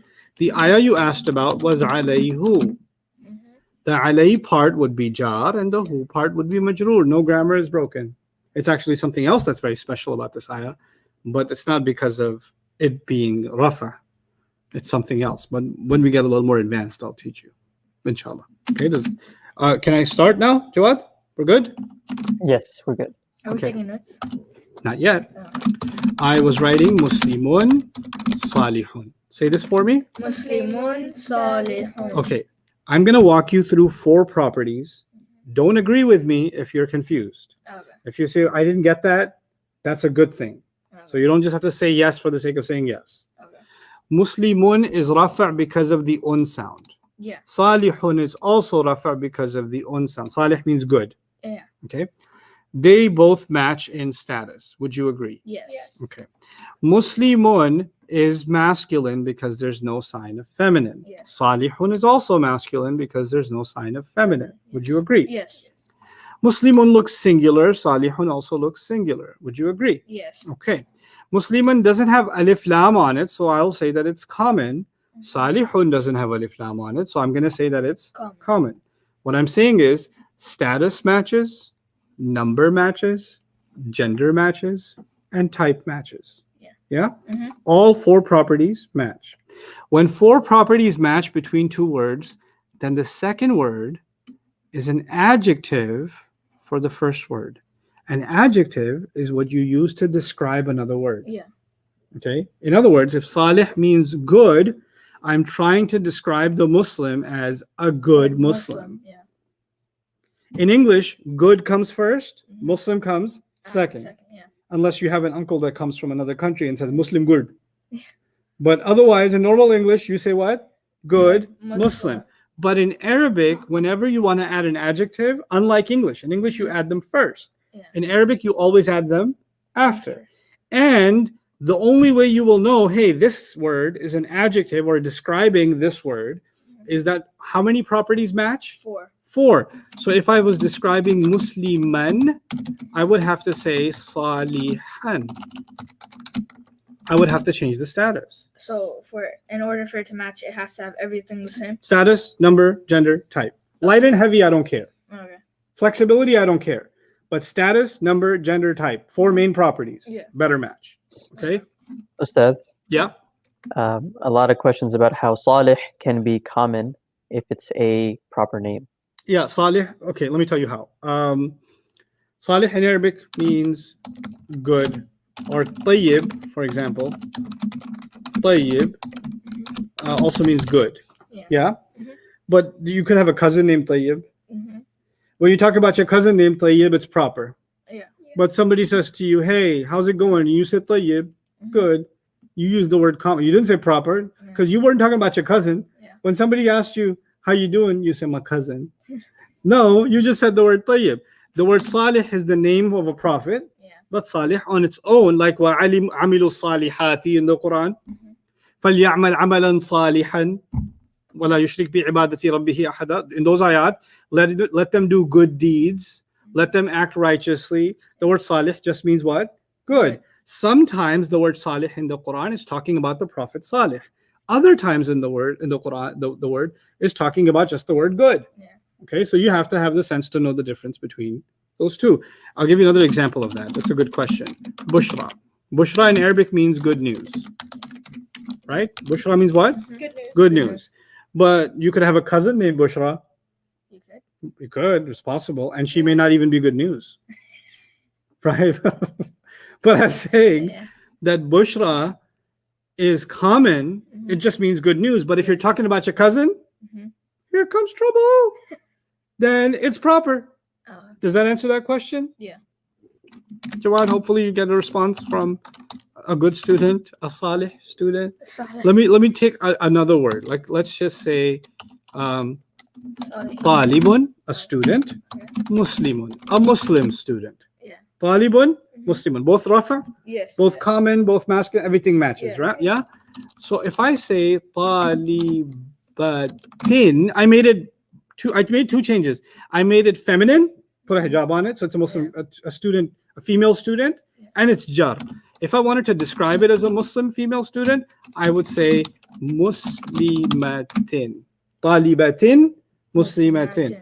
Whatever I do to the first, I gotta do to the second.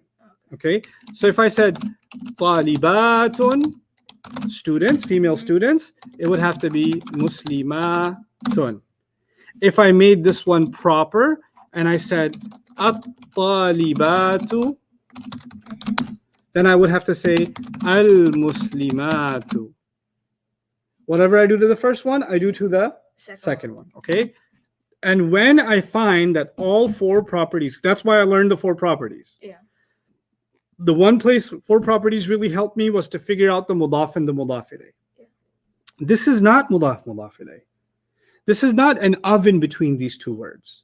This is second word describing the first word, the Muslim female students. That's what this means. Okay. The Muslim female students. Mhm. Okay.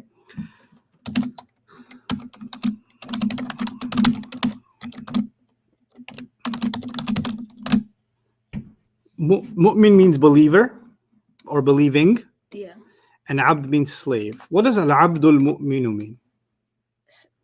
Muslim slave. The believing slave. Oh. The believing Slave. slave. I know that because they both are proper. Mhm. Right? Yeah. They're both singular. They're Yes. both masculine. No sign of feminine. Yeah. And they're both rafa. Mhm. They're both they match. Yeah. If one of them was off, if I said al-abdul mu'mina, it's some other Arabic, I don't know, but it's not an adjective. Okay. It can't be an adjective. Make sense? Yeah. Now,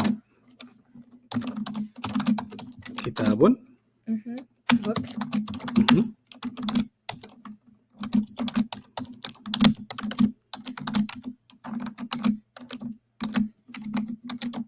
Okay.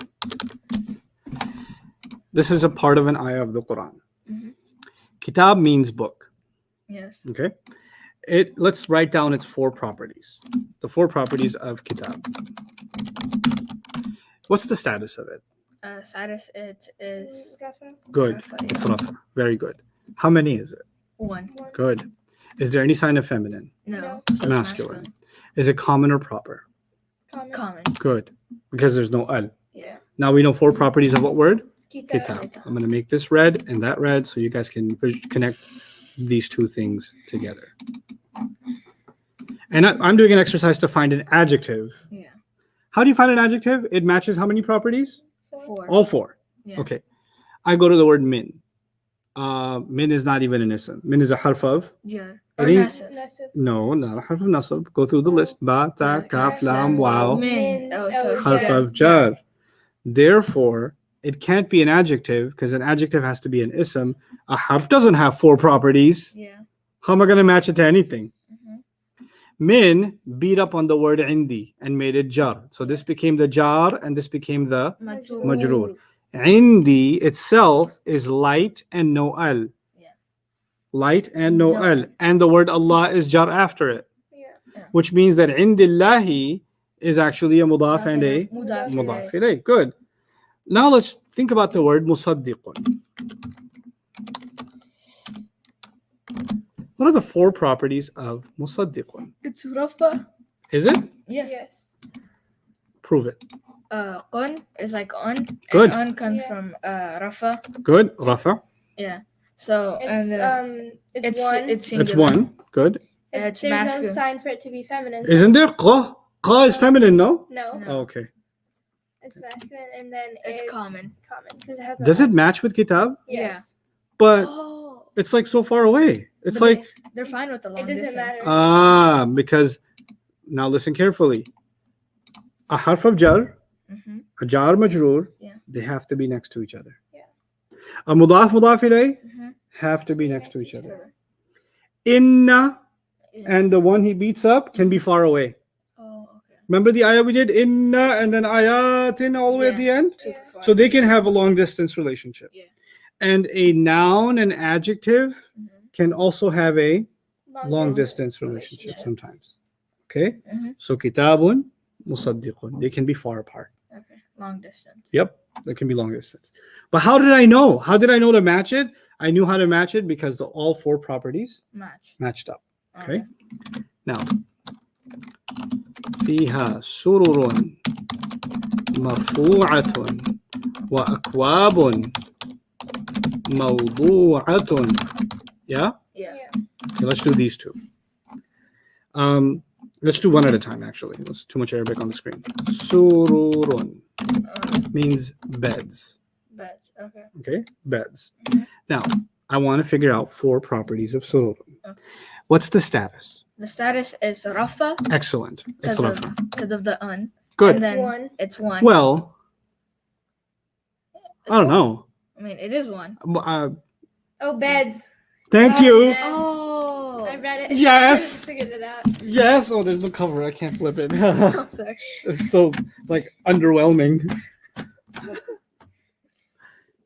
Beds. So It's plural. no. Wow. No, A long time ago. Pair. It's pair. Wait. Hold on. Easy, tiger.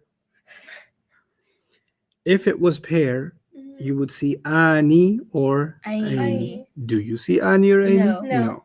A long time ago, when we were much younger, I told you that there are different kinds of plurals. Yes. There is masculine plural, una ina.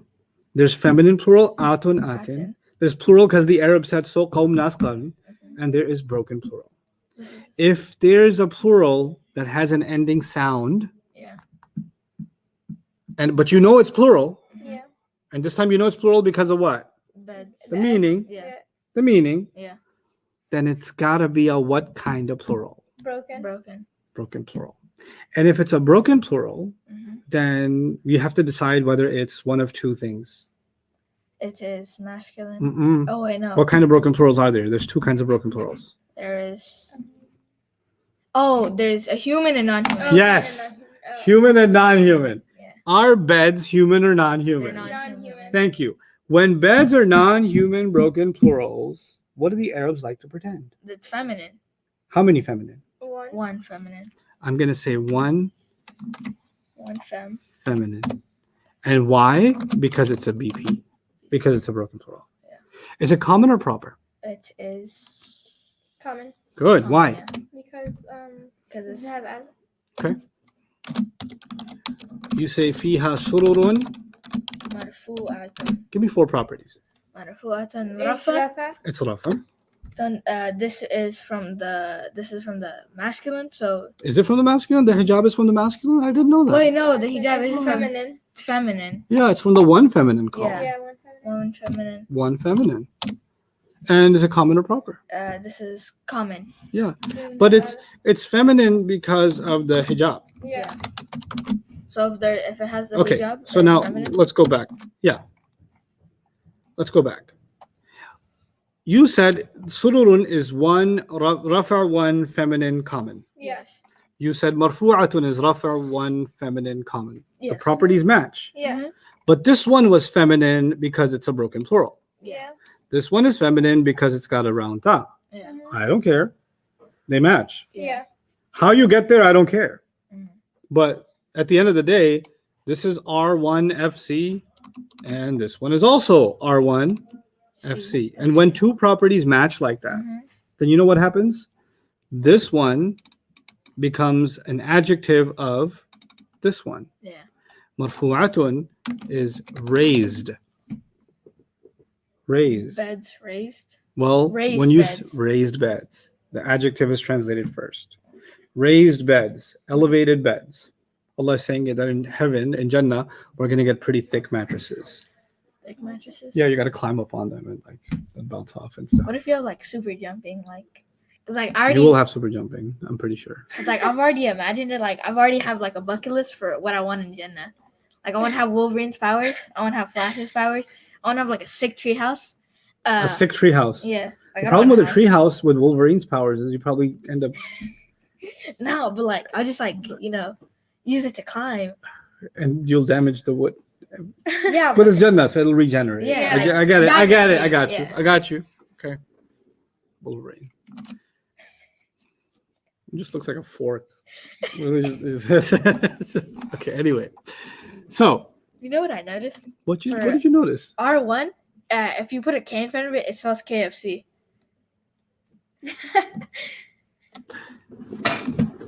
They have halal chicken, so. Okay, I'm okay. Now I know what's on your mind. Kafir fried chicken. Okay. وأكواب. Let's go further. أكواب موضوعة. موضوعة. Okay. Now, أكواب.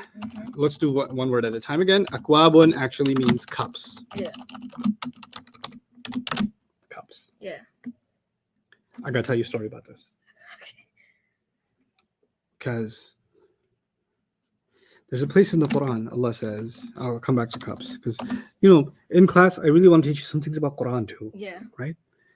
Allah says, إِنَّ الْأَبْرَارَ يَشْرَبُونَ مِنْ كَأْسٍ. مِنْ كَأْسٍ. Okay? And then he says, in the same surah, he says, يُسْقَوْنَ فِيهَا كَأْسًا. Yeah. And then he says, وَسَقَاهُمْ رَبُّهُمْ شَرَابًا طَهُورًا. Let me tell you what this all means. If you ever, before all this COVID stuff, if you ever threw a barbecue or party, right? You invite people over. You set up the table in the back. Somebody's running the barbecue. You get the table cover. You get the paper cups because it's going to be messy all over the place, right? So you get paper cups, you get napkins, and you get different kinds of drinks, like sodas or whatever, right? Juices. And when people are thirsty, what do? Get a drink. They go and get themselves a drink. They know where the drinks are, right? That's a regular party where people can help themselves and go get a drink, right? Because if you invite a lot of people, then you can't possibly go around giving everybody a drink. You just set it up so they can go help themselves, right? And they can come back for seconds and things like that, right? Allah describes in this surah, in 3 different ayat, something about drinks in heaven, in Jannah. He says, in the beginning, يَشْرَبُونَ مِنْ كَأْسٍ. They will drink out of cups. Which kind of sounds like they'll go get themselves a drink. Like they'll be wearing this Jannah party. We got these like super couches and stuff. And there's this like fountain of whatever juice coming out of there. And so you go and kind of, I want to try that one. I'll be right back. And you go, and so you go try different kinds of drinks. Kind of like self-service, right? A little bit later on in the surah, Allah says, they will be given drinks in cups. Now they're not going and getting drinks. What's happening? They're getting cups. They're being served. So it's like if you go to like a banquet or something, or you got invited to a walima, or like a aqiqah, like some nice fancy place, right? Yeah. And they've got those round tables with the tablecloth on it and the cups, upside down cups. And you got guys dressed like penguins running around, right? They got the tuxedo thing on. Yeah, and I think so. more water, sir. And you drink the juice or whatever you drink, and the guy comes and he pours it again. You're like, I think I'm supposed to finish it again. You drink it again, he pours it again, right? You don't even have to get up to get drinks. And in fact, if you even want to drink, you're like, could I just, right here, right? And in even even fancier places, you've got these guys, you probably only see them in movies and stuff, or like, because you don't watch any movies, so I don't know what I'm talking about. But you got these like guys with trays and they're walking around, people just take the things out of their hand, right? I can't even make my hand that straight. I would not be good at that job. I would be just like, anyway. But that's the idea where it's not like the barbecue in your backyard where you had to go get the drink yourself. Now you got butlers and servers and whatever coming around and handing people drinks. Like, this is fancy. Wow. Well, I don't mind if I do. You know. Uh-huh. So what happens in the ayah is they get upgraded. Mm. I'm reminded of this because, you know, in one time, it's actually really happened to me when I was in New York. I was reciting a surah, I was memorizing, and I had my mushaf with me, and I was in an elevator, and the guy next to me realized that I'm Muslim, right? It was in an elevator, it's a tall building, so we're the only two. He goes, "What do y'all get in heaven anyway?" He didn't say y'all. This was New York. He goes, "What do you get in heaven anyway?" Mm. And I have a few seconds to talk to him because ding, the elevator's going to open. I'm going to leave, Yeah. right? So I said, "Drinks." And then I left because I was thinking about this ayah. Yeah. The first level is like early level of Jannah is like you see these amazing fountains and drinks, and you go and you grab whatever juice you can. You're like, this is great. Yeah. It's even halal to drink with my left hand. It's okay now. But then you get upgraded in a higher level in Jannah, and what's happening? People are Given. serving you drinks. You got like these, you know, wildanun mukhalladun, Quran describes these young servants that are running around serving drinks, right? How much better can it get? I mean, that's pretty upgraded. Yeah. Then comes the third part in the same surah, Surah Al-Insan. He says, وَسَقَاهُمْ رَبُّهُمْ شَرَابًا طَهُورًا. Their master will give them drink. Whew. Allah himself will serve drink. Allah will give drink to his believers. That's an upgrade not available in this world. Yeah. Huh? Yeah. So even something like drinks becomes incredible in Jannah because of who's giving it to you. Yeah. You know? And so now the ayah I was sharing with you was وَأَكْوَابٌ مَوْضُوعَةٌ وَأَكْوَابٌ مَوْضُوعَةٌ. And akwab is another word for big cups. Like gallon cups? Not gallon cups, like I mean the ancient times used to call them goblets and stuff like that. Yeah. Right? But cups. It's a broken plural. Yeah. Now let's try to figure out the 4 properties of cups. Akwabun. That's the word akwabun. I'll color it black. It's rafa. Good. You got one. It is. I'll remove the wa. Yaka. Okay, so it's rafa. It would be, I think, it's so. It's a broken plural, remember? Yeah. Is it human or non? Non-human. So you just go with one F. Oh, yeah. Yeah, one feminine. If you see a non-human broken plural, just go with Non. one F. One F, yeah. And then common or proper? Common. Yep. Now let's see if this is a match. Is mawdu'atun also rafa? Yes. Yes. Yeah. Is it also one feminine? Yeah, Yeah. because it's got a hijab. Hijab means one feminine. It's also common. Oh. You know what happened? A broken plural. This was a broken plural. Yeah. And in the Quran's Arabic, to describe this broken plural, a singular feminine was used. A she version of a word was used. So the broken plural was treated as if it is a she. This would be the word to describe a female. But this was being used to describe this broken plural. That's what I meant when I said broken plurals can be treated like a she or must be treated like a she. So the adjective, because the whole thing about nouns and adjectives is you got to match 4 properties. That's our whole goal. Sometimes it's very obvious. Other times you have to sit and kind of really figure it out. Okay. So this is our study of nouns and adjectives. You're not writing this yet. I just want you to think through this. Okay. Number 1.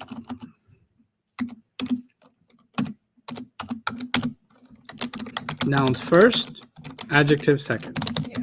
In English, it's flipped, Yeah. right? All how many properties must match? 4. All 4 properties match. Yeah. Can have distance or no? Can or can't? Yes. Yeah, can have distance. And finally, there can be multiple adjectives possible. In other words, I can say, think about it in English, I can say an ugly green car. How many ways did I describe the car? 2. Ugly and green, Green. Yeah. right? So you can have more than one adjective. You know what that means?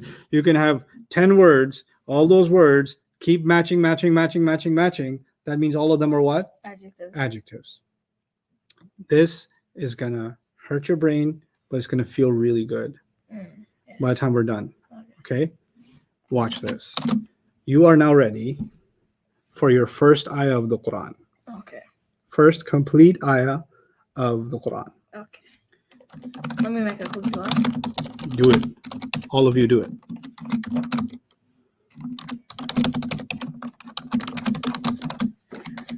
The ayah is going to be Bismillah ar-Rahman ar-Rahim. Okay. Okay. First of all, I'd like to color it so that you see that there are different words here.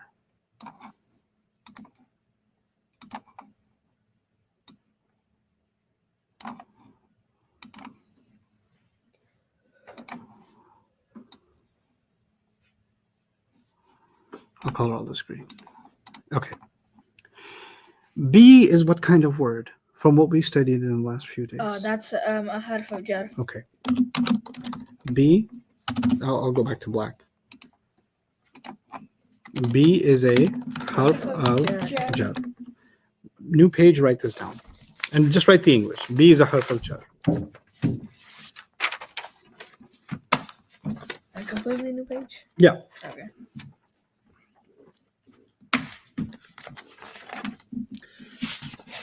If B is the jar, what's the majroor? Bismillah. Oh, Bismillah. Bismi. The ismi. No, Ismi. The ismi part is Yeah. the alif gets not written. It's a thing. Well, when I teach you one day, Imam Fakhruddin al-Razi wrote pages on why there's no alif in the word ism in Bismillah. Right? It's a beautiful thing. But we'll read that one day. But for now, ismi, I'll call it ismi, Okay.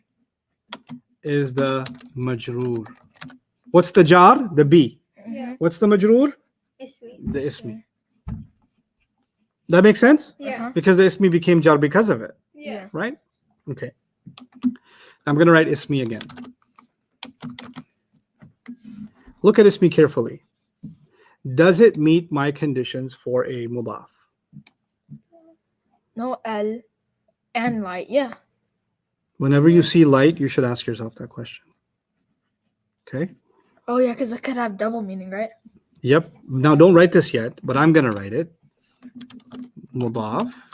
But I'm going to put a question mark. Okay. I don't know yet because Yeah. you can never tell if an ismi is going to be mudaf until you find a what? Majur or not majur, mudaf ilayh. Mudaf ilayh. So the next word is the word Allahi. Right? Yeah. Is the word Allahi a mudaf ilayh? Yes, because it's jar.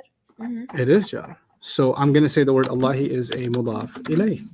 So I'll take the question mark off. This is mudaf. And this is mudaf ilayh. Does that make sense? Yeah. So you know what's happened so far?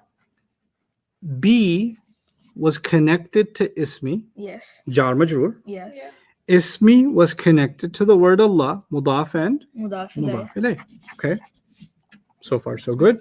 So far, makes sense? Yes. Okay. Now let's look at the word Allahi. Let's look at the word Allahi again. So we look at each one twice, yeah? Yeah. 4 properties of the word Allah. Can you write them for me? Yes. Do them without my help. Okay, the word Allah. No, don't say it. Discuss with each other. Take a minute. Okay. All of you do it. Can you 4 bring up properties of the word Allahi. Can you bring it up? Sure, I can. Okay, thank you. So Bismillahi, it's jar. We already know that. Jar. It's there's no so it's What mas- properties am I looking for? Remind yourself. status, number, gender, and type. Good. So we already Once have, you answer one, Yeah. write it. Then Okay. answer the next one, write it. Follow the Yeah. steps, yeah? Okay, so jar. We already know the word Allah is masculine. So Why did you go to gender first? What's the order? Status what? number, but No. so this is one Okay. because Allah is only one. So, and then it's masculine. So we have Is it common? we have status, number, gender. Now we need type. What type is it? I forgot. So type. Allahi نام یک چیز هستنی نام خداوند داری Yeah. So this is proper. Got it? Yes. Okay. What do you get? Jar, one masculine proper. Yeah. Brilliant. That is correct. Excellent job, both of you. Jar, one masculine and proper. Okay. Excellent job. What's the next word? Bismillah. Ar-Rahmani. Right? Yes. You can spell it in English. I don't care. I want 4 properties of Ar-Rahmani. Okay. Okay. Ar-Rahmani. Ar-Rahman. يوم جلسني. Can you? Sorry. Sure. Thank you so much.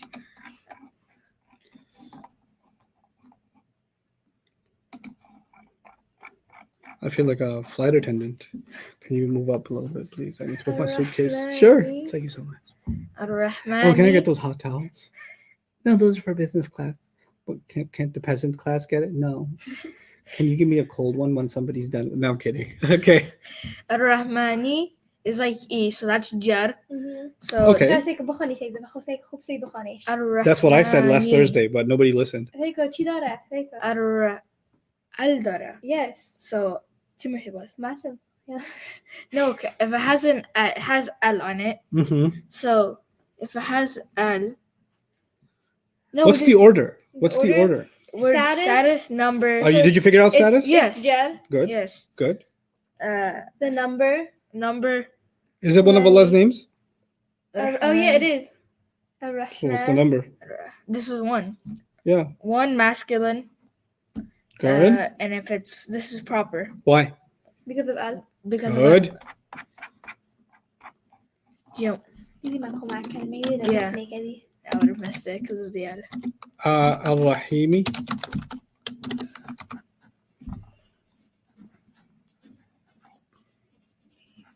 هو يوم جار يعني So Al-Rahimi. So Al. Al-Rahimi. This becomes this is Jar. We already know this. ياكتر تكون نام خضار that's That's what I said. both masculine and then masculine. Yeah, proper because of the Al. Jar one masculine proper? Yeah. I agree. Jar one masculine proper. What do you notice about the word Allah, the word Ar-Rahman, and the word Ar-Rahim? they all match. They all match. What did we learn today? We That- learned if you find properties matching, then the first word is the noun. Noun. The And other ones the are adjectives. adjectives. Right. So you know what I'm going to do?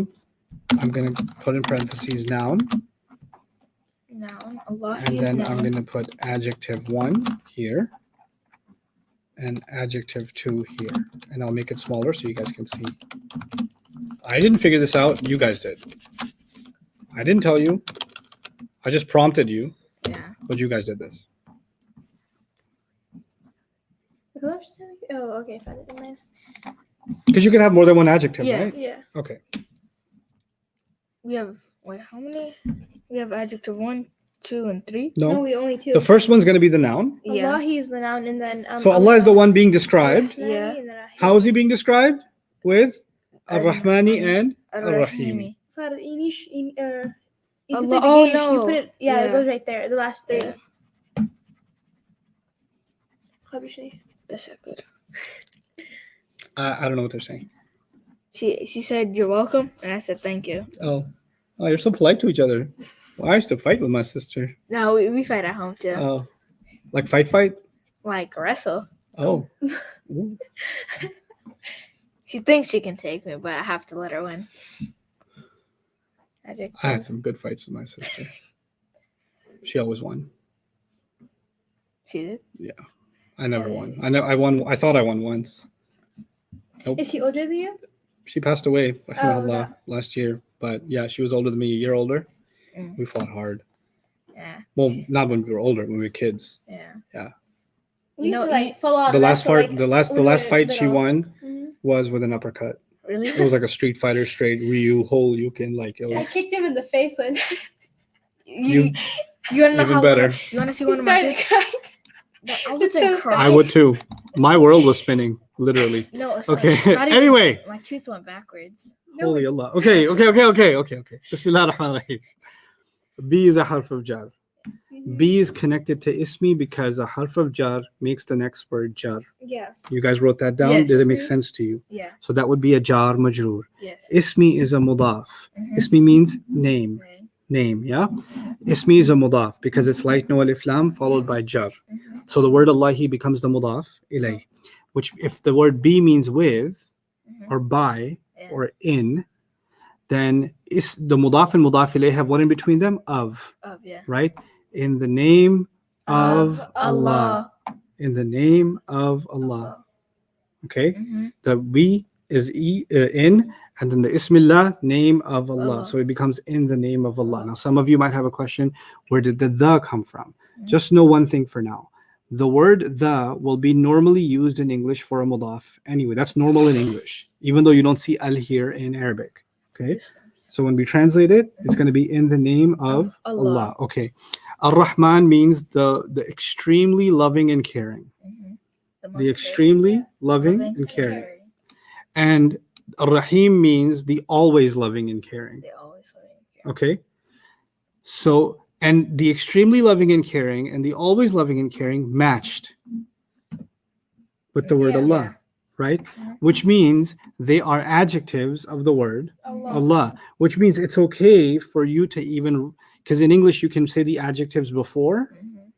So you can translate this as in the name of the extremely loving and caring, the always loving and caring Allah. And you translated an entire ayah and understood all of its grammar on day 7. That's our first ayah of Quran. Bismillah ar-Rahman ar-Rahim. Now think about this. Bismillah ar-Rahman ar-Rahim is not a sentence. If I said, think about this. If I said, in the house, is that a whole sentence? No. No. If I said, in Allah's name, is that a sentence? No. No. But if I said, in Allah's name, I read, That's a sentence. that's a sentence. If I said, in Allah's name, I learn, would that be a sentence? Yes. In Allah's name, I pray. In Allah's name, I wash. In Allah's name, I stand. In Allah's name, I drive. In Allah's name, I drink. Yeah. That would be a sentence? Yeah. Bismillah ar-Rahman ar-Rahim is not a sentence. Yeah. It's only one part of the sentence. So if I said, Bismillah ar-Rahman ar-Rahim, and then I clicked, right? Then this, my click, was the remainder of that sentence. You know what we learned from that? Everything I do in life is incomplete Without Allah. without Bismillah ar-Rahman ar-Rahim. It's like what I do is the later part of the sentence, and Bismillah ar-Rahman ar-Rahim is the beginning of that sentence. It's as if somebody forgot to use, it's as if somebody is saying a sentence and they forgot the first part of it. My actions are completed only by the opening Bismillah ar-Rahman ar-Rahim. You have to complete Bismillah ar-Rahman ar-Rahim with whatever you do. And now think about what you're saying when you say Bismillah ar-Rahman ar-Rahim. You're saying that Allah loves me and cares for me more than I can ever imagine. And Allah will continue to love me and care for me always. And then you do something. What are your thoughts about Allah when you do something, when you just say Bismillah ar-Rahman ar-Rahim? Right? And He put that in the beginning of every surah except Surah At-Tawbah, which I'll teach you about one day. Right? But why is this in the beginning of every surah? What is Allah telling you and me before you read any surah? Before you read, I need you to know I love you. that I love you and I'll always love you. And I told you these words out of love. I taught you this because I love you so much. Yeah. That's Bismillah ar-Rahman ar-Rahim. Such a powerful. It's so beautiful. It's so beautiful. Every surah. Now you read every surah and the first thing you think about is Allah would never have told me this if He didn't what? Love me. If He didn't love me. He would have never told me this if He wasn't ar-Rahman ar-Rahim. And He made me remember that before I even said it. And guess what? Even before Bismillah ar-Rahman ar-Rahim, we're supposed to say, A'udhu billahi minash shaitanir rajim. You know why? Because shaitan wants you to believe that Allah doesn't love you. Shaitan wants you to believe other things about Allah. He's fine. Oh, Allah is the creator? Yeah, that's fine. Yeah, Allah is the creator. I believe that too. Allah is wise? Sure, yeah. Allah gives guidance? Sure, yeah. That's cool. Shaitan's like, congratulations. You believe Allah is one? He's the guide. He provides. That's great. But you know what He wants to take away from you? That he doesn't love you. that he doesn't love you because he feels that Allah doesn't love him. Yeah. He feels like Allah is unfair to him. Allah hates him, right? He Mhm. felt that when he refused to do sajda, Yeah. so he wants all of us to feel that. That's what he wants. So before he messes up our relationship with Allah, we first get rid of him and we say what? A'udhu billahi minash minash shaitanir shaitanir rajim. Then we remind ourselves, you're never going to get us. We're never going to think of Allah differently. And how will we always do that? By saying what? Bismillahirrahmanirrahim. And then we read the Quran. And I'm so happy that you get to do this. I remember the day I got to do this. It was 1999. It was 1999. That was Yeah, before I was 21 born. years ago. I was in a class sitting in New York in a masjid on the 3rd floor. Wow. It was one of those backyard tables, those fold-out tables. Yeah. In a class. It was 7:45 p.m. or so. It was almost Maghrib time. And our teacher said, Bismillahir Rahmanir Rahim. And he said, Ba is a harf of jar, and Ismi is the majroor, and Ismi is the mudaf, and the word Allah is the mudaf ilayh, and the word Allah. And he actually had me come up on the board, because we had a board back then, right? This is the ancient times of, because I came on my donkey to the masjid, and then we so he made me come up on the board and say, okay, what's this? What's this? What's this? Yeah. And we broke it all down. And then we went to Maghrib prayer, right? Mhm. And I bawled in tears because this was my first ayah. Like, this is an ayah. I knew the grammar of it, even if I knew a little bit of grammar of it. Mhm. Now I didn't need a translation for this ayah. And I knew why the word Allahi has an E in it. I knew why the B has a B in it. I know why the word Ismi is light and doesn't have Al. Yeah. I knew why Ar-Rahmani and Ar-Rahimi have E and E in them. I knew why they both have Al on them. How do they match? How do they connect? And that, I just learned something about Allah's words without a translation, right? This is, Allah says about the ayat of the Quran, Huwa khayrum mimma yajma'un. It is better than everything else people collect. I like action figures, right? Yeah. Astaghfirullah. Astaghfirullah al-azim. I like action figures. People like video games. People like toys. People like books. You can collect things. Mhm. No one will ever collect anything better than the ayat of the Quran in their heart. That's what he says. فَبِذَلِكَ فَلْيَفْرَحُوا وَخَيْرٌ مِمَّا يَجْمَعُونَ.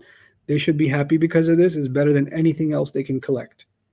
That's what Allah says himself, right? So I'm really happy for you guys that we got here, but we're not done. Mhm. We got a little bit more to do. That was our first ayah. Yeah. Bismillahir Rahmanir Rahim. Now, another ayah. Ustad? Yeah. So we have Scary. 3 main questions here. Mm-hmm. The first one is a lot of confusion on why Rahmani has the Ani ending. Okay, good. Just like my name, Norman.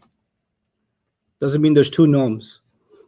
It's The fine. an, if Ani was a combination, it wouldn't be written like that. It would be written like with an alif. Also, if you wanted to make it a pair, it would be Ar-Rahmanani.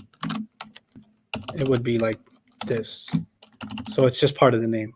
Mm. Okay, like Quran. Quran has an. You could say Al-Qurani, right? But that doesn't mean there's two Qurs.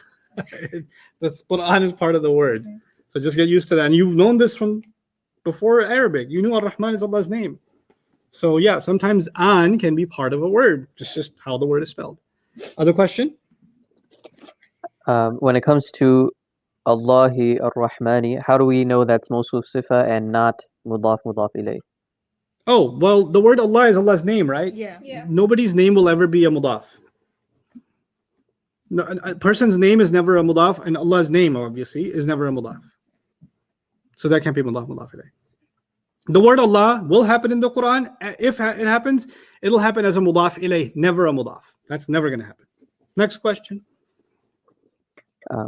So when it comes to Mawsuf Sifa, how do we know which one is the noun and which one is the adjective? The first word that matched, this was a chain of 3 things that matched, right? Yeah. Right? Mhm. So the first of them will be the noun. Yeah. The noun is called the mawsuf. What's it called? Mawsuf. Mawsuf. And then the adjectives are all called sifa. Yeah. So the first one's mawsuf. The rest of them are sifa number 1, sifa number 2, sifa number 3. Keep going. Got it? Yeah. Make sense? Jawad, we're good? Wow, Splinter Deadshot's got like the Punisher icon, and I think he's referring to Splinter Cell and Deadshot. Wow, it's pretty epic. Anyway, Nobody's Can you learning explain one more time how the word Allah is mudaf ilayh? Of course, the word Allah is jar, and it's followed by ismi, which is light and no al. Whenever you have light and no al followed by jar, you get mudaf and mudaf ilayh. Yeah. There's nothing special about discovering that is mudaf ilayh. And let me give you another example. I'll take this off the screen now. Abdullahi. The word abdu is light, no al. The word Allah is jar, right? Yeah. So slave of Allah. Or Rasulullahi, the messenger of Allah. Rasulu is light, no al, followed by jar. So the messenger of Allah. The same way, Ismullahi. Ism is name, the name of Allah. Yeah. Okay, same concept. The only reason it became Ismi is because the ba was before it. Yeah. Okay, good to go? Jawad? Yes. Okay. Alhamdu. Yeah? Yeah. You're going to write this. Like- Not this Alhamdu part, because this is the part I will teach you maybe tomorrow. I don't think we'll get time today. But so Alhamdu you'll skip. Then we say Lillahi, right? Yeah. So you're going to write like this. I'll write the Arabic and then I'll write the English. Lillahi. I can like sort of like write pretty like neat with Arabic. Sort of neat. I know Yeah. you can't. You remember Sheikh Azmi? What he did? You couldn't write. I got mad.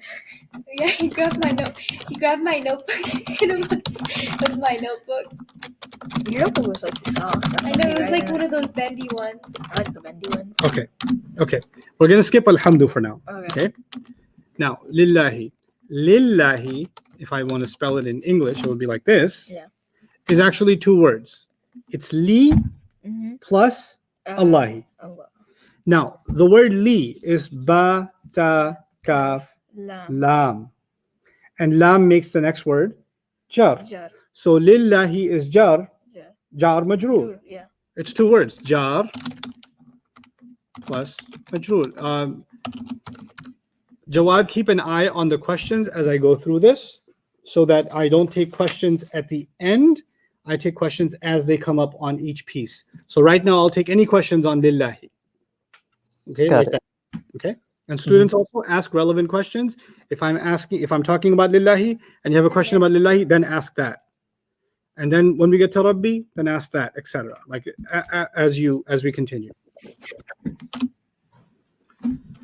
So lillahi is jar and majroor, Yes. right? Now I want the four properties of the word Allahi inside lillahi. I'm just writing the word Allahi again because I just want the four properties of it. And we kind of did it in Bismillahi. Yeah. So it's the same word, so we can kind of go quickly. Jar. It's jar, it's Ma- one, masculine and proper, right? So that was Yeah. already done. Yeah. Right? All right. There is a question on lillahi, Mm-hmm. and there was a similar question on bismi. Why the alif is missing? Not the alif, but why is it lam kasra and ba kasra instead of fatha? The harf of jar B is always pronounced B. They just decided that at a barbecue. So wonder it's how- never basmallah or bismillah. It's always B. A'udhu billahi, bismillahi, sabbih, bi rabbikal kareem, ma gharraka bi rabbikal kareem. Alam tara kayfa fa'ala rabbuka bi ashabil fil. You're never going to read ba ashabil fil or bu ashabil fil. It's always going to be B. So B is always going to be B. And the lam will pretty much always be li unless it's on a pronoun, then it'll be la. Otherwise, it's going to be li. And the way to remember that is alhamdulillah. Lillah. That's the standard. Other question? Yeah. Now we're getting questions about how lillah is two words. Oh, it's just how it's written. It's li, Allahi becomes I don't think it's like that. lillahi. Yeah, I'm just Okay. explaining. Okay. So it's li and then Allahi, and in Arabic, when you fuse them together, you write them like that. Okay, when you see that, that means lillahi. Okay. So this is important now, guys. Watch this carefully. This is how you say Allah, and this is how you say lillah. Yeah. It's like you took one off, but you're saying more. Yeah. And you're saying this one, the red one, I'll make it red. Remember, in the Quran, when you see this one, it's two words, Yeah. Lillah. li and Allah. Yeah. If you see this one, it's just one word, Allah. Allah. If you see this one, it's two words, Lillah. Okay? Remember that. Okay, good. Good that you asked. Inshallah, they'll never confuse again. Okay, so Li and Allahi is done, jar majroor, right? Yeah. Rabbi. Looks like rabbi. I mean to say Rabbi though. Yeah. Okay. Rabbi, before I write about it, don't write this yet, but I'm gonna wonder if it's a mudaf. B. The reason I even care to ask that question is I noticed that it's light, and I know that normally a word should be heavy. So I'm gonna take that a little further. That investigation, I'll take that a little further, right? So, is it possibly a mudaf? Yeah. Yeah, because it's light and And it doesn't no have al. al. Okay, so what I will write with Rabbi is it's light, no al. That I should write. Go ahead. And since I'm on that investigation, I'll come back to Rabbi, but al-alamina, could it be jar?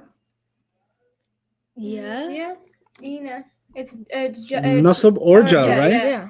But because it's next to Mudaf. mudaf candidate, Mhm. I'm gonna go with Jar. Jar. jar. Okay. Now let me remind you of something. This is an important concept. We didn't do enough of it, but now it's time to do it in detail. Okay. Okay. Have you guys agreed that Rabbil Alamina is mudaf and mudaf ilayh? Yes. Okay, so I'm gonna put this one as mudaf and this one as Mudaf ilayh. mudaf ilayh. But that's not enough. We gotta prove it. No, we already proved it. Oh, okay. We've already proven it because we already showed that Rabbi is light and no al, Yeah. and al alamina is jar, right? So we're already done with that. Yeah. We're good. Okay.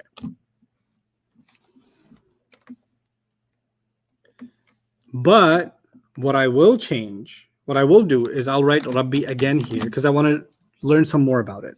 Okay. I want 4 properties of the word Rabbi. Okay. In order, what's the order of the properties that I want? Status number, gender, and type. Wonderful. What's the status? Or no, jar. Jar. Good. Jar. Jar. This is 1 because there's only Very- 1. It's very good. masculine. Good. Now stop. Was it a mudaf? Yeah. Okay, this is a new or relatively new thing. We've done it briefly, but I want you to get it in your heads. Whenever you have a mudaf, you don't write proper or common. Oh, okay. The last property, you stop. Oh yeah, because you gotta check the next one and the next one. Good. You got to check the next one. Meaning, whenever you you can get jar, 1 and masculine, fine. Yeah. But when it comes to proper or common, we got to ask the mudaf ilayh and then come back. Yeah. Okay. So what is the last answer? The last answer is not going to come from Rabbi. What's it going to come from? Alamina. It's Al-alamina. Al-alamina. Oh, it's proper. Proper or common? Proper. Why? Because of the al. Yes. Proper. Now the hardest part. I'm going to write this together. Rabbi al-al, or I'll just say Rabbil Alameen. You wanna start that? Yeah. Okay. Now I'm looking at the whole thing together. Okay. We looked at Rabbi on its own, right? Mhm. We looked at Al-Alamina on its own. We figured out that they're mudaf ilayh. Then I asked you to figure out 4 properties of Rabbi. Fine. But now I want to look at Rabbil Alamina. Yeah. Okay. Ustaz, Yes. there's a question on lillahi. When we added the lam, we took away the alif. So does that mean that now the word Allah can be mudaf because it's not proper anymore? No, the word Allah doesn't have alif lam. The word Allah is one word. Also, right now, leave that question behind because then when we're done with Rabbil Alamina and we're on Ar-Rahmani, then you're going to ask about Rabbil Alamina. Stay with me and we'll come back to Lillahi, that additional question.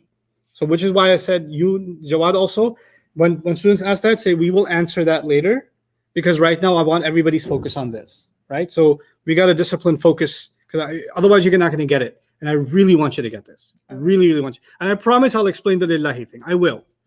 Whatever questions you have, I will answer. But I might not answer when you ask. I might have to discipline when I answer that question, right? Because if I answer all of your questions right now, then the focus will just start going in different directions, right? And it's okay for you to ask questions. I don't want you to feel bad about asking questions, but I do want you to train yourself. Oh, we're done with this concept. Now I can ask, right? So, but anyway, and somebody may have asked just at the right time, but there's so many comments that you got to it later. But now that we got to it later, we'll come back. When we're done with this, we'll come back to that question. So just keep note of it. Okay, Jawad? Yep, got it. Okay, thanks. All right, so now we're going to look at Rabbil Alameen together. Yeah. What I said to you before, I'll repeat. The mudaf has 4 properties. We already got those. Yeah. The mudaf ilayh has its own 4 properties. But what if somebody asked you, what are the properties of the whole thing?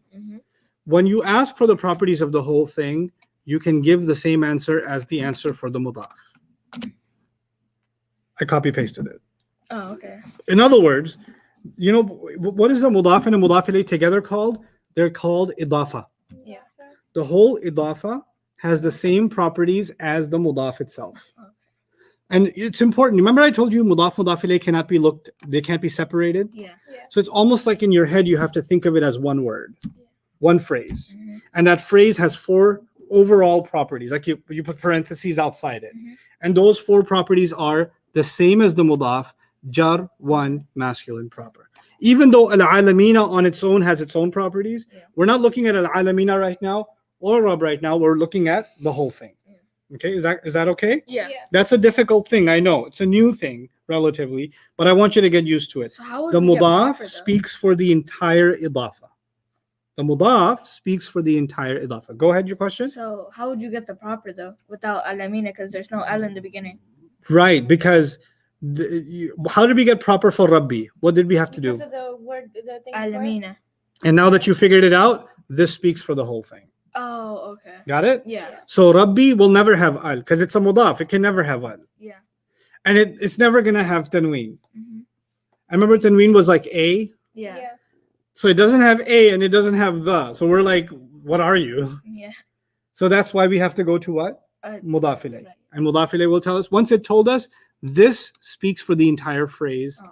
Okay. You know, jar, one, masculine and proper. Alhamdulillahi Rabbil Alameen. What's the next word? Ar-Rahmani. Now we did this once. Yes. Now we can do it again. 4 properties, please. Ar-Rahmani. Me. Oh, jar. Good. It's Yeah. jar. Good. One. Remember, it's not ani is not a pair. It's part of the word, Yeah. right? It's not Ar-Rahmanani. Yeah. Good. Is it one? Yes. Masculine? Yes. Why is it proper? Because of al. Good. Ar-Rahimi. Let's do that. What do you think about Rahimi? It's jar. Yes. Yes. It's one. Yes. It's masculine. Yes. Improper because of the al. Because of the al. Jar because of the e at the end. Yeah. One in masculine because there's no sign of feminine. It's one of Allah's names. We already know that. So it's one. Masculine. Proper because the al in the beginning. Yeah. Excellent. Now the fun begins. Maliki. What's unusual about Maliki? Your ear should be now trained to say something is off. Something is off. More than that. Normally, finish the sentence. Normally, a word should be. Heavy. Heavy, yeah. Heavy. So this Is it? No, No. this is light. So this is a jar. And on top of being light, It's jar. And it has no al. has no al, which means it might be a. Mudaf. Okay, so I'm not going to write this yet, but I'm going to put a question mark. Yeah. Right? So you can write Maliki, but don't write Mudaf yet. Okay. Do you know why I got Mudaf? Because Maliki is light and doesn't have al. You heard it, Yeah. right? Yeah. Mm-hmm. Okay. How do we prove it? It has a mudaf ilayh after. Yeah. Yomi, Yomi. does it have? Yeah, that's jar. It's jar. Which means that this is definitely a Mudaf Ilay. ilay. Which means I can take my question mark off. Yeah. Right? Yeah. So Maliki is Mudaf and Yomi is Yomi. Mudaf ilay. Okay. But I'm starting to look at Yomi a little suspiciously Yomi. also. Yeah, because it Why am I looking at Yomi suspiciously? doesn't have I'll tell you. yeah, because it doesn't have an L either. No. And it's also light. Yeah. Light, no, al. I thought that's for what? Jar. That's Or for mudaf. that's for mudaf. And it's okay for a word to be a mudaf ilay for someone else Yeah. and a mudaf for someone else. It's Yeah. okay. Maybe it is a mudaf. I don't know, but I can verify. How do I Mhm. verify? If the word after it. And it's adini, Adini is E, so that's jar. which means it It's is mudaf ilay. mudaf ilay, which means this is in fact a mudaf. Mudaf. So I wrote yomi twice because it's mudaf ilay, but it's also mudaf at the same Yeah. time. Questions about that so far? There's a question on how do we know when we need to look at a word twice? How it can have two. How do we know when a word will have two roles? When what did I say about normal and abnormal? Normal is heavy. Yeah. When it's light, no al. When it's light, first of all, you should start thinking, why did it become light? And that's when you have to look at it twice. And I'm writing it twice so you separate concepts. Okay? So you really think about one concept at a time. You think about Maliki and the relationship with Yomi on its own. Then you think about Yomi and its relationship with Adini on its own. That's why I'm writing it twice. I could just write, oh, it's a mudaf ilayh plus a mudaf. That will be confusing for you because then you're like, what does he mean by that? So I'm writing it twice over. So I'm saying, think of it this way. Now think of it this way too. Yeah. Right? Now, here's the hard part. I'm going to have you figure this out. You've already taken notes on this. Yeah. I want 4 properties of Maliki. This is the hardest part of this entire exercise. It is? Okay. Yeah. So Maliki. I want 4 properties of the word Maliki. It's jar. Okay, I agree. It is Maliki stands for angels. No, Maliki means owner. Owner? Mhm. Oh. Malaika is angels. Oh, okay. So don't worry about meanings. Okay, Maliki. Malik is one of the names of Allah. That I'll tell you. So it's jar, yeah. We So got it's jar. jar. One One. masculine. Masculine. Masculine. And then proper. Proper. I don't know about proper. How do I get proper? Yeah, because it's a name. No. It's one of the names. I could be an owner of a house. Oh, so it's common. No. That's why I said this is the hardest question. Oh wait, no, you gotta get the word after it Why? because it's a mudaf. Good, Ahmed. A mudaf can never tell you the answer to what? The common or proper. Yeah. That's what needs to get drilled in your head. A mudaf cannot tell you common or proper. It Proper. can tell you the other things. Mhm. Jar one and masculine, you got right. But the one thing you cannot get from a mudaf is what? The proper. Okay, or proper now- common. If I can't, I've written all of this out over here. Yeah. Maliki is the mudaf. Who's the mudaf ilayh? Yomi. So maybe Yomi can tell me. Yeah. Go ahead and ask Yomi. Find out. Yomi is jar. No, but I don't want to ask if it's jar. Yomi. Is it common or proper? Right. Yeah. Good, Mariam. I want to ask Yomi, are you common or proper? Yomi is proper Why? because Does it have al? no. No. So if it doesn't have it's common. No. Wait, no. If it doesn't have al, Is it a mudaf? yes. It's a mudaf ilayh, I know that. Yeah. But is it a mudaf also? Yes. Isn't that the same problem as Maliki? Yeah. So- Maliki can't answer that question because he's a mudaf. Yeah. When I came to Yomi, I said, can you answer that question? And Yomi said, what? No, I can't. No. I can't answer that question because I'm also a what? Mudaf. Sorry. Let me go call somebody. Oh, okay. Who's Yomi gonna call? Adini. Adini. Adini says you're right. This is a religious Yeah. question. Yeah. It's a Dini question. Adini. I can tell you if you're proper or not. Adini says what? Yeah, I'm proper Why? because I have al. Al, Yeah. which means Yomi is what? Proper. If Adini is proper, that means Yomi is Proper. proper. And if Yomi is proper, then Yeah, proper. Maliki is proper. Yeah. proper. Oh, okay. How somebody says, how do you know Maliki is proper? You never know if a mudaf is proper or common. Yeah. You have to ask the mudaf ilayh. So the word Maliki has to get the answer from Yomi. But Yomi cannot give the answer because it's also a mudaf. Mudaf. So it has to go to its own mudaf ilayh, which is ad-dini. Ad-dini has al in the beginning, Yeah. which means it's proper, which makes Yomi, the mudaf, proper, which makes Maliki its own mudaf proper. By the way, what goes in when you translate, what goes between a mudaf and a mudaf ilayh? Of Owner owner of the the day of of judgment. judgment. That's why there's ofs. the owner of the day of judgment. What are the four properties of Maliki? Jar, one masculine, Proper. And the final question.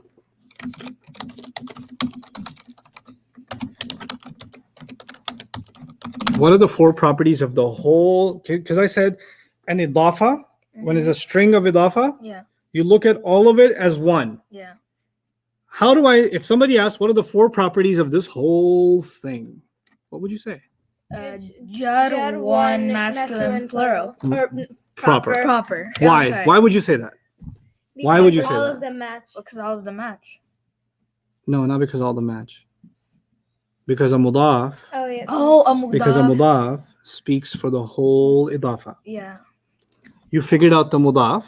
Don't just say yeah if you don't get it. Okay. Yeah. I want to hear yeah, you actually get it. Mm-hmm. A mudaf. You figured out the mudaf's four properties? Yes. That represents the whole mudaf ilayh chain. Yeah. Okay? Mm-hmm. So I put all the chain together, and then to describe all of it, I took the four properties of the mudaf. Mudaf. Okay, now let's go back up. In your notes, give me underline the four properties of the word Allah. Allah. Allah is Allah is Jad. Is it jimp? Yeah, it's jump. Is it Yeah, jimp? jimp. Yeah, jump. Okay, underline jimp. Jump. You're not saying it right. It's jump. Jump. Jump. It's like Jump. okay. That's how we say it. What about Rabbil Alamina? What are the four properties of Rabbil Alamina? The whole phrase. Jump. Jump. Underline it. What about Ar-Rahmani? What are the four properties? Jump.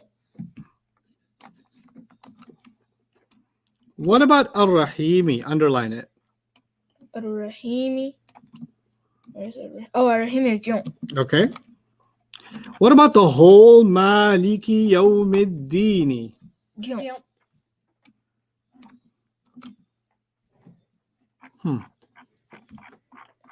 Now let me show you some Arabic. Lillahi Mm-hmm. is a harf of jar. Yes. It's a jar majroor. Yes. The word Allah has certain properties. Mm-hmm. Rabbil Alameen is a mudaf ilayh. Yeah. But that entire mudaf ilayh has the same properties as the word Allah. Yes. Ar-Rahmani is a separate word, Mm-hmm. but it has the same properties as Allah, the word Allah. Mm-hmm. Ar-Rahimi is a separate word, but it has the same properties as the word Allah. Allah. Maliki Yawmiddini is a double mudaf and mudaf ilayh and mudaf and mudaf ilayh, but overall it has the same four properties as the Allah. word Allah, right? Yeah. That means that the word Allah is the noun or the mawsuf. Rabbil Alameen is adjective number 1. Mm-hmm. Ar-Rahman is adjective number 2. Ar-Rahim is adjective number 3.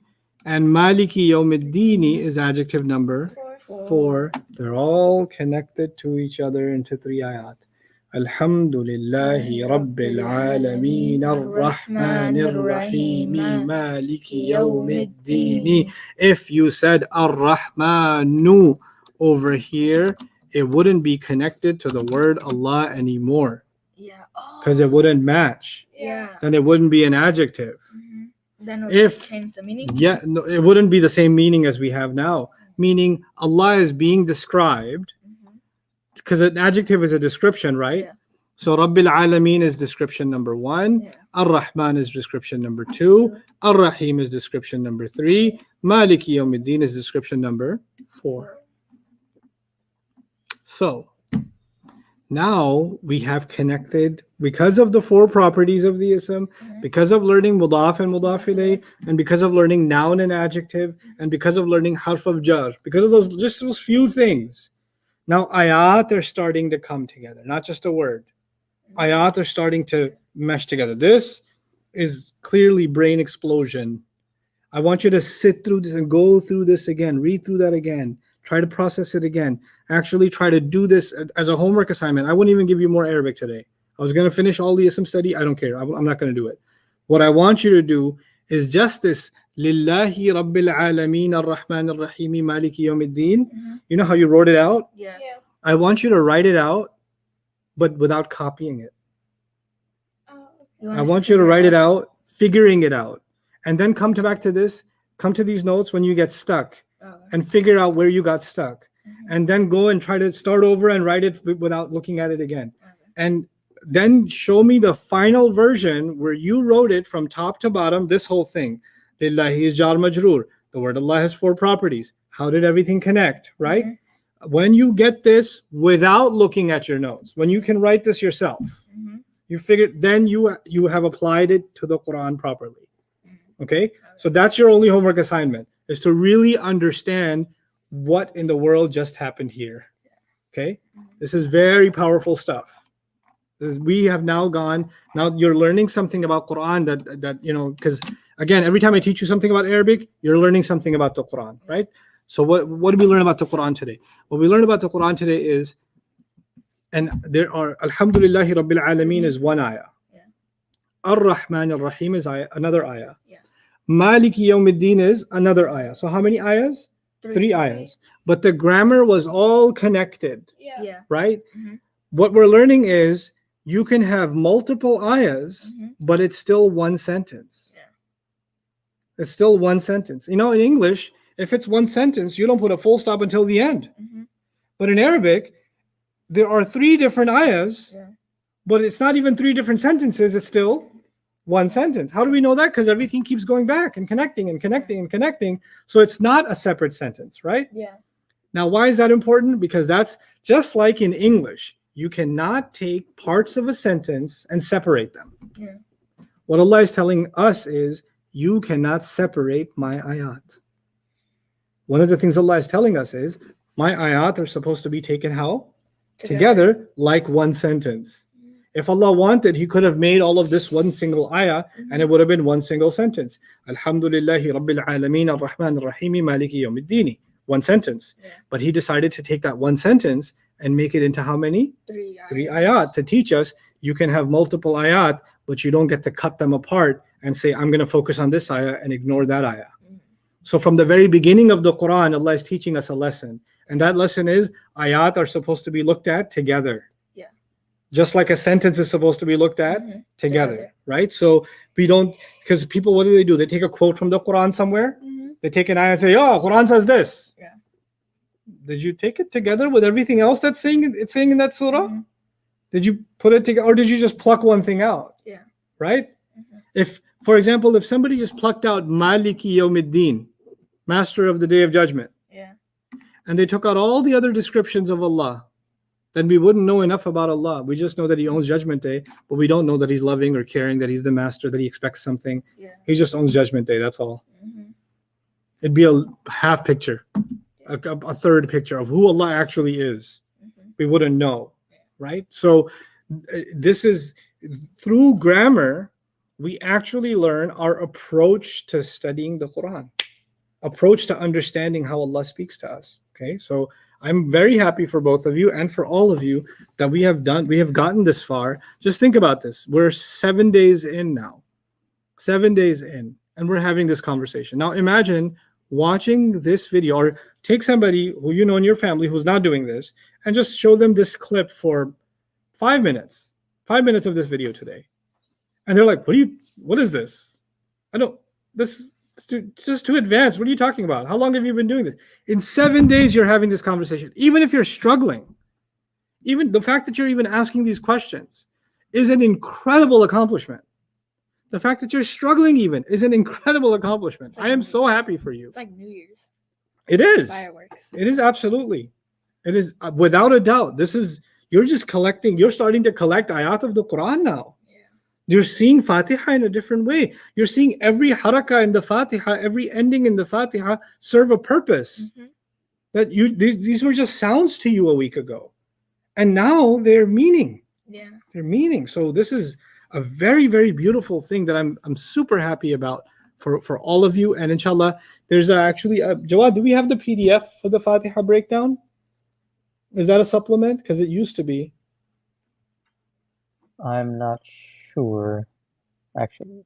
I'm going to dig it up. I think I have a supplement for it, but I still want you to come up with it on your own without looking. You took notes already. I went slow so you could take notes on it, but I really want you to guys to come up with this yourself. Struggle through it and come up with it yourself. And Yes, it's on the study resources is called day 6B. Okay, 6B, yeah. 6B, the download 6B is this. But you can look at it if your notes are hideous, so it'll help you. But really, I want you to come up with it yourself, right? Now, the question was about lillahi. What was the question? It was when we're adding the lam, we're taking away the alif at the beginning. So does that mean that the word Allah is now light, and Allahi and Rabbi can be an idafa? Okay, so the word Allah is, it's going to take me 10. Okay, it's not an Arabic class then. Arabic class is over. We're just going to talk about Allah for 10 minutes, okay? And then we'll call it a day, okay? The word Allah is the most beautiful word in the Arabic language. And the reason it's the most beautiful word in the Arabic language is because it is, just like Allah can't be compared to anyone else, the word Allah cannot be compared to anything else. You see, when you say Ya, let me start with this. When you say Ya, then you don't say Al with it. So you say Ya Rabb, Ya Rahman, Ya Khaliq. Yes? Yes. But we say Ya Allah. We say Ya Allah. Yeah. You know what that means? That's not an Al. If this was an Al, you couldn't say Ya Allah. You could say Ya Allah. Ya Ilah. It would be Ya Ilah. But actually, this is not Al Ilah. It's one word. There are grammatical debates, historical debates. Is the word Allah made up of Al Ilah? Ilah means God, right? Ilahun. Like La ilaha illallah, we say that in the kalima. Yeah. So is it Al Ilah? And then people said it enough times that it just became Allah. Is it that? Or is Allah originally a name? You can't break it up and there's no Al in the beginning. That's just the name of Allah. My position, what I'm more convinced of, is that the word Allah is actually the original name of Allah. There's no Al in it. It's the name. And one of the evidences of that is you can say what? Ya Allah. While in Arabic you cannot say Ya Al anything. You don't put Al when you say Ya, but we say Ya Allah. Okay? Now, so we know that it doesn't have Al in the beginning, right? So let's compare it to another word, just so you can see how unique it is. So Allah, and I'll take the word, let's just say kitab, a regular Arabic word. Yeah. So I'm saying this one doesn't have Al, and this one also doesn't have Al. Now, if it doesn't have Al, it should have un, or an, or in, right? Because normally a word should be light or heavy. Yes. It should be heavy. But so if this is not Al, you should see Allahun, Allahan, or Allahin. Because normally a word should be heavy. But the word Allah breaks the rules of Arabic. No other word gets this. It's always Allahu, Allaha, and Allahi. Always. It has to be light. And usually when a word is light and always light, then it becomes partly flexible. So it's like Yusufu, Yusufa, Yusufa. But the word Allah is always light, and yet it's still fully flexible. Allahu, Allaha, and Allahi. So just the alif always just comes with it. Yes. Now, well, let's talk about the alif. In Arabic, in tajweed, in makharij, and in tajweed, we have light letters and heavy letters. So we say kha, sa, ba, but ba. Yeah. You don't say ba, you say ba. ba, but you say ba, right? You say ka, but you say ka, right? So some words you're frowning, ka, and some words you're smiling, ka, right? Say this one. La. Is it law? No. It's la. La. It's by definition, lam is supposed to be la. But the word Allah, we don't say Allah. Allah. Even though lam in all of Arabic is light, when it comes to the word Allah, it's heavy. In every way, the word Allah is it can't be compared to any other word in Arabic. Just like Allah can never be compared to any creation. Like, it's just so beautiful that the word Allah is like that. So the reason I brought that up is the question was, will the word Allah be a mudaf because the alif is missing? No, it won't be. No, it won't be, because that alif isn't part of alif lam. That alif is not part of alif lam. It's just omitted in writing when you put a preposition. But there are other, but only with lam. But if I say bi, I say billahi. The alif is still there. If I say fi, I say fillahi. Okay. If I say min, I say min Allahi. Min Allahi. Okay. If I say wa, I don't say wallahi like that. I say wallahi with an alif. So the only time the alif even goes away is with lam lillahi. And that's just a writing standard. Just because there's too many lams now, so it would be redundant to write it like that. So it just became fused together. Lillahi, that's it. That would be Okay. Fusa Arabic. Would that be like Fusa? The way they write This it is now? this is Lughat al-Arab. But the Arabs didn't write back then like this. Their writing was very different. But one day I'll show you what they used to write like, inshallah. You know how to write like that? No, I know how to read like that a little bit. Oh. But write like that, no. There's some artifacts in museums and stuff Yeah. like that that they have on the subject. Other questions before we wrap up? You have to press no. When we're looking at idafa strings, Mm-hmm. how do we determine the properties of the whole string?